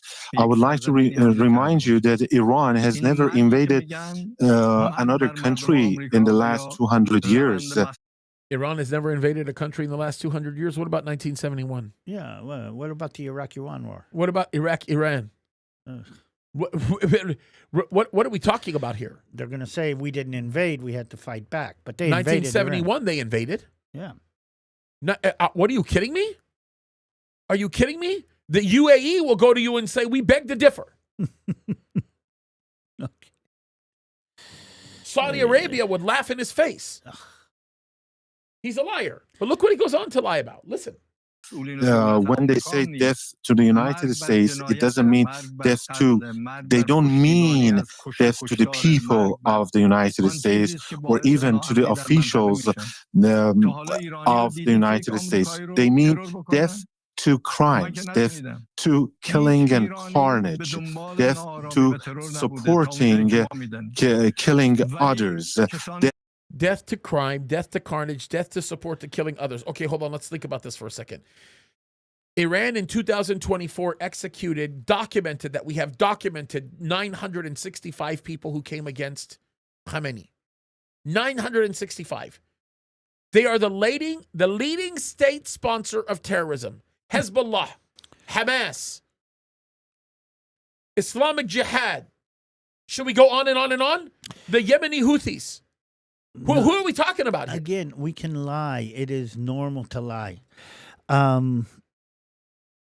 Let's finish this. I want to talk a little bit about the Shia. Yeah, no, this is disgusting. Look what he goes on to say. To insecurity and instability. This is. Have you ever heard that an Iranian killing an American? Have you ever heard that? Have you ever heard of an Iranian killing an American? What a pig! Yeah. What a pig! What happened? Go ask about what happened to our Americans in Beirut. Yeah. Go ask about what happened to our Americans all over the world. At the American embassy in Iran. Savage animal. What a the guy is a savage, lying, demonic animal. But he is part of the regime. He's not here as a person. He's here as a representative of a regime, of a mentality, of a government, of an ideology. Habibi, I get it 100%, but he's lying through his teeth. Oh, no. He's lying through his teeth. Let's continue on. Or a terrorist that was Iranian and he carried out a terrorist attack against the Americans. What? No, he's going to say Hezbollah is not Iranian. They are Lebanese. Give me a break. That is the way this works. Do you know the percentage of members of Hezbollah that are actually Iranian? No. Did you hear what they actually thought? No. Roughly 35%. No, but it's like saying Don Corleone didn't ever kill anybody because he didn't pull the trigger. Same kind of nonsense, bro. Exactly. Same kind of nonsense. But look what he continues to say. No, it was your president who confessed that the Americans created the ISIS in our region, and they were. By the way, the Americans didn't create ISIS. ISIS was a creation fundamentally of the fall of Iraq. Yeah. It happened in Iraq. The fall of Saddam Hussein. And we did not do that. We, Americans, had nothing to do with the creation of ISIS. As a matter of fact, we've opposed that caliphate, and it was our very president that destroyed that caliphate in his first term. But they're going to say America created ISIS because they pulled down Saddam Hussein.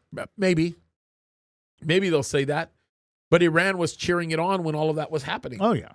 So, I mean, these people are just ridiculous. But look what he continues to say. Responsible for this wrong image that is portrayed of religion or the Muslims in the world. And once again, I would like to tell you and remind you that this is not death to the American people or to the officials. Death to crimes and atrocities, to bullying, to the use of force, and anybody who would like to become an accomplice in the crimes perpetrated by others. To arrange. So by the way, just to let you know, just so you're aware, he doesn't even respond. Tucker just goes on to the next question. Look at how bad it's about to get with this question.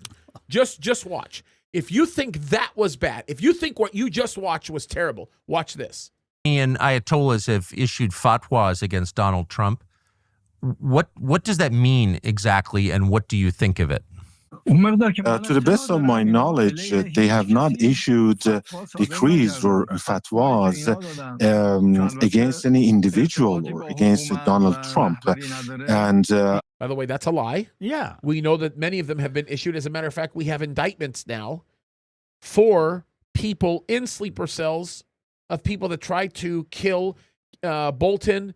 They tried to kill Donald Trump on 2 different occasions. Yeah. We actually have it. We have the indictments. The DOJ has just released them as of 2 days ago. But watch how eerie this is about to get. Let me just take, I'm not even going to go through the rest of his answer because the rest of his answer is going to be lie after lie after lie. Look at what happens here. And Tucker doesn't say a dang thing. No, Tucker just gave him the platform. Not a dang thing. I wonder how much Tucker got for this. Watch this. Watch this. I see the thing. I don't think Tucker's a buy guy. Tucker's filthy rich. The guy probably has hundreds and hundreds of millions. He may even be a billionaire. What does he get in return for this? I think he's trying to like propagate his idealism that just eliminates any possibility of war. I think he genuinely thinks that the problems we have with Iran is because of what we're doing. That's what I think. But anyway, watch this. Oh, let me hit the play. To the whole region. There are some large number of Iranian nationals living in the United States. Some have said they are, quote, sleeper cells. They are terrorists who are acting at the command of your government. Would you right now make a statement to Iranian citizens living in the United States not to commit acts of violence in the United States? Now, you would think at this point he would say, sure, Tucker. No. Iranians don't do that. No, Watch what he does. I have another problem with Tucker actually saying this. My problem is this. If they're citizens in the United States, they are under the jurisdiction of the United States. Why is Tucker giving him the prestige, the power, the authority to tell these American citizens what to do? Because Tucker wants to show the world that this man is not the violent man that everybody thinks he is. That's exactly what this is. And he's giving him an opportunity to say, don't be violent. But look at what he's going to do. Look what he's going to do. Things you're telling me, this is the first time I'm hearing them from you or from anybody. The Iranians are known for their knowledge, for their science, for their courtesy, for being civilized. Have you seen otherwise from them? Any other kind of behavior from them, or any violent behavior? Has anybody ever seen anything from them? Yeah. As I said, this is what Israel is trying to put into your minds. They're propagating that Iranians might be capable of doing such a thing, but this is totally untrue because by nature Iranians are pro peace and tranquility, and they're trying to actually make to somehow impact the minds of the decision makers and the people of the United States, and to scare them into getting involved in a war in my region that is not going to ensure any kind of interest for the United States. It is not to be in the interest of the United States to be involved in any kind of war in my region. It wasn't that. So he goes to the next question. Now I want everybody to notice a couple of things, okay? Number one, in Arabic, actually Persian he's speaking, right? Mm-hmm. Farsi. I still heard the word Quran 3 times. Yeah. It was not translated here. Interesting. Not only was it not translated here, in this answer, not only was it not translated here, but when he stopped talking, the translator went on for another minute and a half. Why? Because what you're hearing is not a direct translation of what he is saying. What you're hearing is a prepared statement in English. Let me tell you why. Because the Iranians do the same thing in the Middle East that many people do. When he is speaking in Persian, he's speaking with terms that are much more difficult, much more harsh, much more aggressive. But what's being translated is completely different. You know who did this, by the way, was the master at doing this, who did this really, really, really, really well? Arafat. Yeah, yes, Arafat. That was Arafat would never say in English the what same he thing. would say in Arabic. No, totally. Never. I would hear them. I cannot believe that Tucker Carlson will not call him out on that. I cannot believe that Tucker Carlson will not say, hey, can you just tell everybody that you denounce it? There's no reason to call anybody out. No. But- And we all know what the Quran says. I mean, it's like Allah is the chief of deceivers. Allahu khayra al-makarina. That's what, come on. What are we talking about here? But I heard somebody Muslim argue about that one the other day. Oh, he's a plan. It means Allah is the chief of planners, is what it means. Bull. When we say makar or makar, we are makarina. That's deception. Yep. There's no other way of putting it. You want to say planners because I don't even want to say. I want you to notice that guy would never argue that with an Arabic speaker. Not 1 second. The Arabic, the difference between the river and the sea in Arabic and in English is so. I mean, come on. You're not going to argue that with an Arab speaker. You're not. No, we It's just just ridiculous. We just want peace for everybody. Oh, yeah. And Again. I'm just going to lose my mind. Don't. But I mean, that's the ridiculousness of Tucker Carlson right now. Yeah, but again, he's being used as a shofar. Yes. Basically, the message of Iran's evil world is coming through what he's allowing to be said. That's 100% right. And I can't help but understand that Satan was using the left, progressive, woke, useful idiots.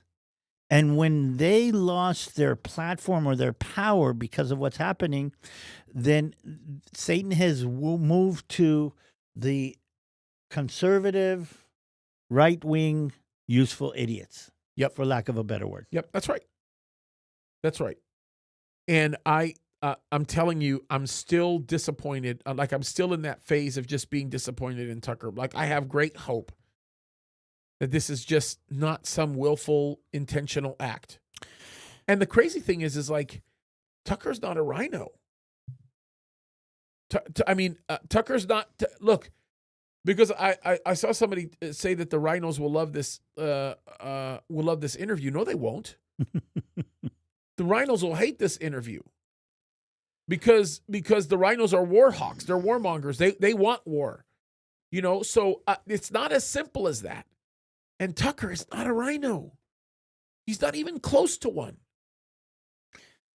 I think Tucker is getting closer and closer to libertarianism, if anything. That's good. By the way, Bibi and Trump are in a meeting again. Yeah, and let me tell you something. I'm telling you, they're planning highly classified stuff. The talk right now is that there's one issue left open with the Gaza, and that is the issue of the humanitarian aid that will be, distributed by the UN, which actually means by Hamas and not by the Israeli. Yeah, they can't get the UN involved in this. The UN, they're the largest terrorist. It looks like that's what's going to be. That's what Israel's going to give up on, and allowing the aid to go through. How in the world is the president going to allow the UN to do that? He knows they're terrorists. He's going to, again, he wants to untie this last knot. And the question is what he's willing to do that. The president knows full well that the UN are a bunch of terrorists. Oh, yeah. It's just ridiculous. Okay, well, let's take some questions. Yep. We'll start. I saw some interesting ones. I'll tell you what, David. I will let you take the questions. You'll be in charge of all the questions. I will read the super chats and take those first. Make sure we get those going. I do want to emphasize, guys, the video that I did on the Temple Mount. I would highly recommend that you watch it. when we're done with the broadcast, I would recommend that you click there as soon as we're done. The link is pinned on both Rumble and on YouTube. We would like you guys to go there. It is the most recent video that I've done. It is a very important video, I think. And the video, I think, is entitled "History Was Just Made on the Temple Mount." I think it's such an important video, and I want you guys to watch it. But with that said, let me go to the super chats and the super stickers here. And let me see here. Here we go. We're almost there. Okay. Okay, there we go. All right. Oh my goodness, Brad, you just went stinking nuts, man. Okay, Brad, you say Carnival Cruise Lines announced a 15 drink per day limit and no cannabis use policies. I guess they don't want Kamala as a customer. That's hilarious. Brad also says, Brother James and Bro James, you and Kurt rocked the free world on YouTube last week. I hope you all are planning another team up soon. Yeah, that was fun. You know, Kurt's really a sweet man. I had a great time with him. With who? Kurt. Kurt Reed. It was a great show that I did with him.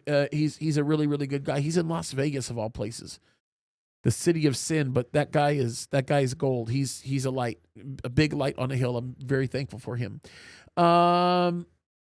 Okay, let's see the next one. Brad, you're a rock star here, bro. He says attacks on ICE and civil unrest. Not surprising, as we know globalists want chaos. Fear not, our God was, is, and will always be in control. Maranatha. Amen, Brad. And then Brad also says, Biden fell out of a beach chair this weekend. In his defense, most of the chairs he sits in Careful. have a hole in the bottom. That is hilarious. That is the kind of genius that it takes to be a comedian. That's Brad. Brad's got it. Yep, reading that one got you in trouble, Brother James. Yeah, it probably did. Tweeter trash. I hate referring to you as trash in any area. You're very sweet. I finally have a couple of bucks. Well, not anymore. That's cute. Brad, you say, I still want to know if Antarctica has been considered as a possible Palestinian state. Oh, man, we couldn't do it. If we did it, it would ruin Antarctica. Yeah, that's cold. Yeah.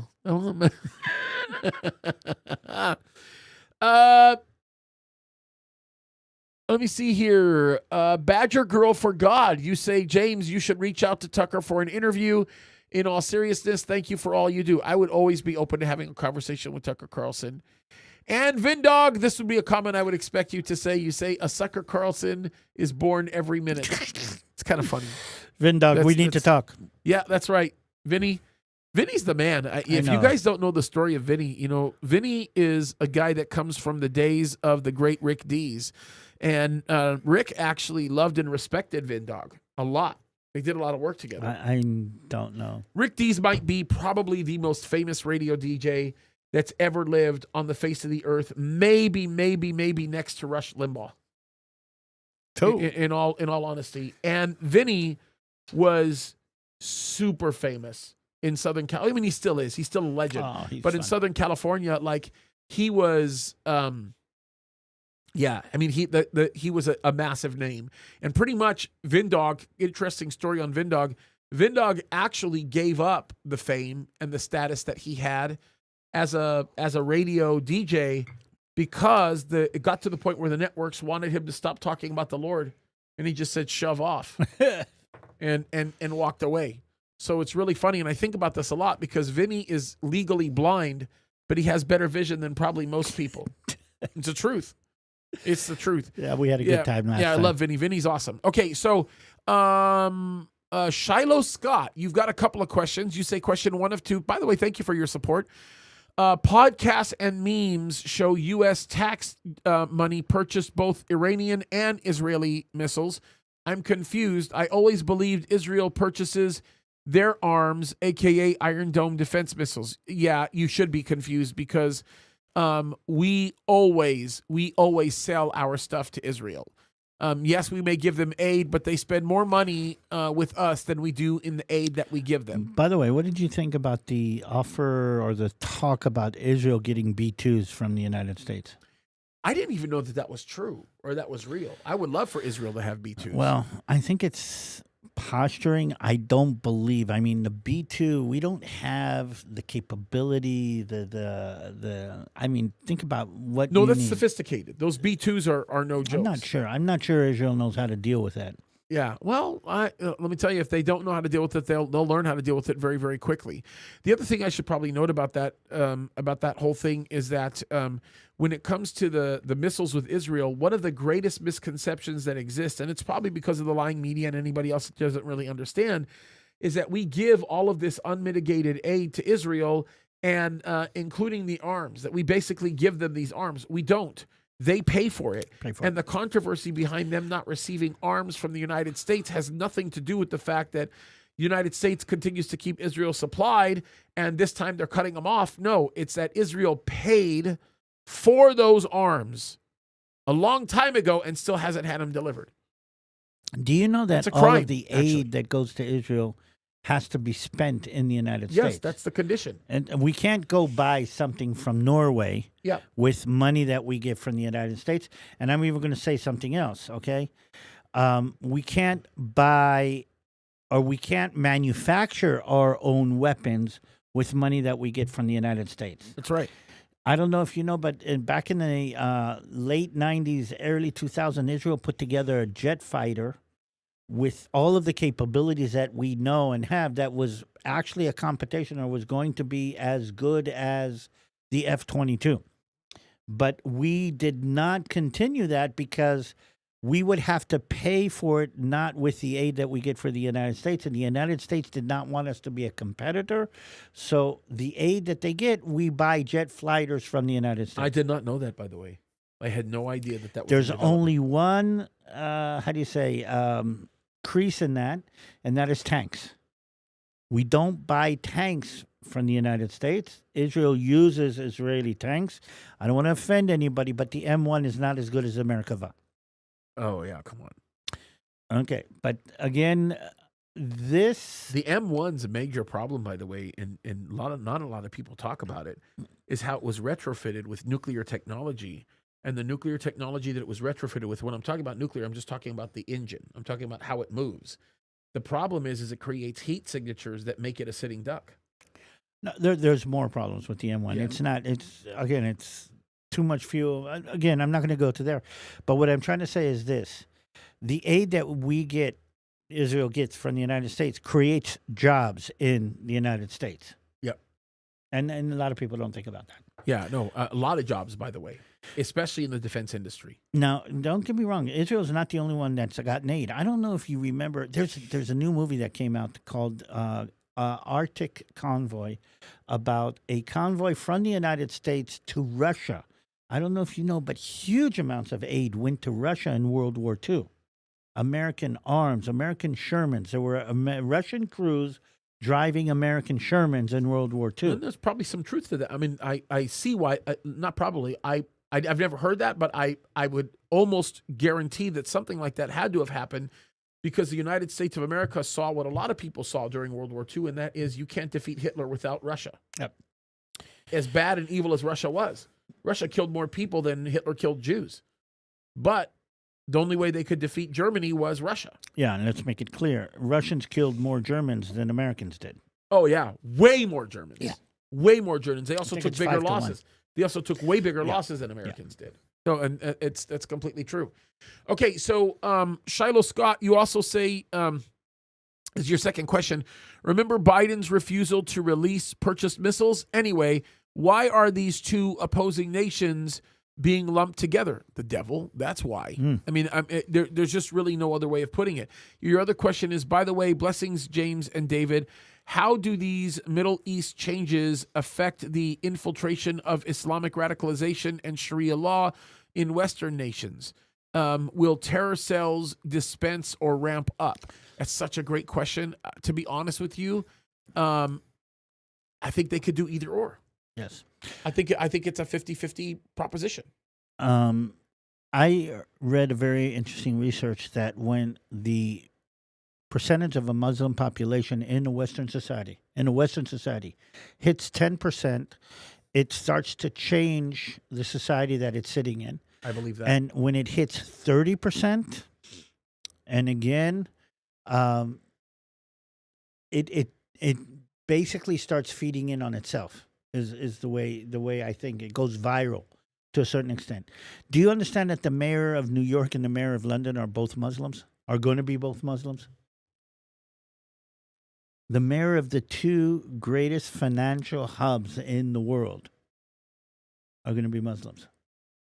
Well, listen, if the mayor of New York becomes that man, Bamdami, New York's in trouble. New York is done. He'll be the fifth mayor, by the way, Muslim mayor that America's ever had. Is he going to be the mayor? I don't know. I honestly, I wish I could say there's no way in the world that'll never happen. But man, this is the same group of people that elected, AOC. I don't know. As President Trump would call her, the mouse. I think it's hilarious. I think it's hilarious. Somebody said the best thing that can be is that the Democrats run with AOC and as their main representative. Okay. Look, Habibi, I don't know. I'm at a point right now where that one is so up in the air. I mean, that's disturbing. I don't know.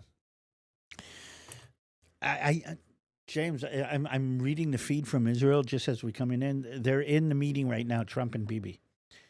And I don't know. There's a buzz that I have in the background that something's happening, and I haven't really figured out what's going on. They're in there. I mean, this is the second meeting that he's had with them, and there is something definitely going on that is we're not hearing. Yeah. By the way, I should probably run this correction. Justin Klein says the A1 Abrams is jet engine powered, not nuclear. Yeah, it is. Okay, so I thought it was nuclear. I thought they had they retrofitted it with nuclear. No. They have a jet engine. I mean that takes up a lot of fuel. That's a problem. It's yeah.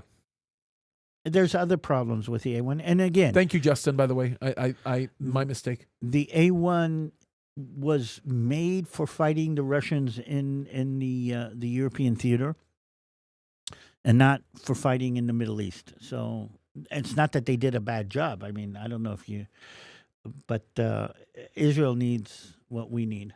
Yeah. There were 2 tank crews that got hit this week, and I'm kind of worried about that. You lost one died in a tank, correct? Yeah. Yeah, it's a difficult situation. Okay, any questions that you identified that you wanted to answer? Nope. I didn't. Either Okay. I didn't get through or didn't manage to figure it out. So let's pray for what's happening. I mean, Again, we'll be talking again next week, and we're going to be talking about, okay, since we talked last week, look at this and this and this happened. I honestly think that they're planning for the same season that they went through over the last several weeks and months. I think that they're getting their ducks together because they know there's probably going to be a moment where they're going to have to go silent with one another because they're creating the ruse that something is what isn't, and it's going to be what's predicated or what's followed up by attack if they need to. I think it's them shoring up the problems in Gaza. Oh. I think it's them putting an end to it.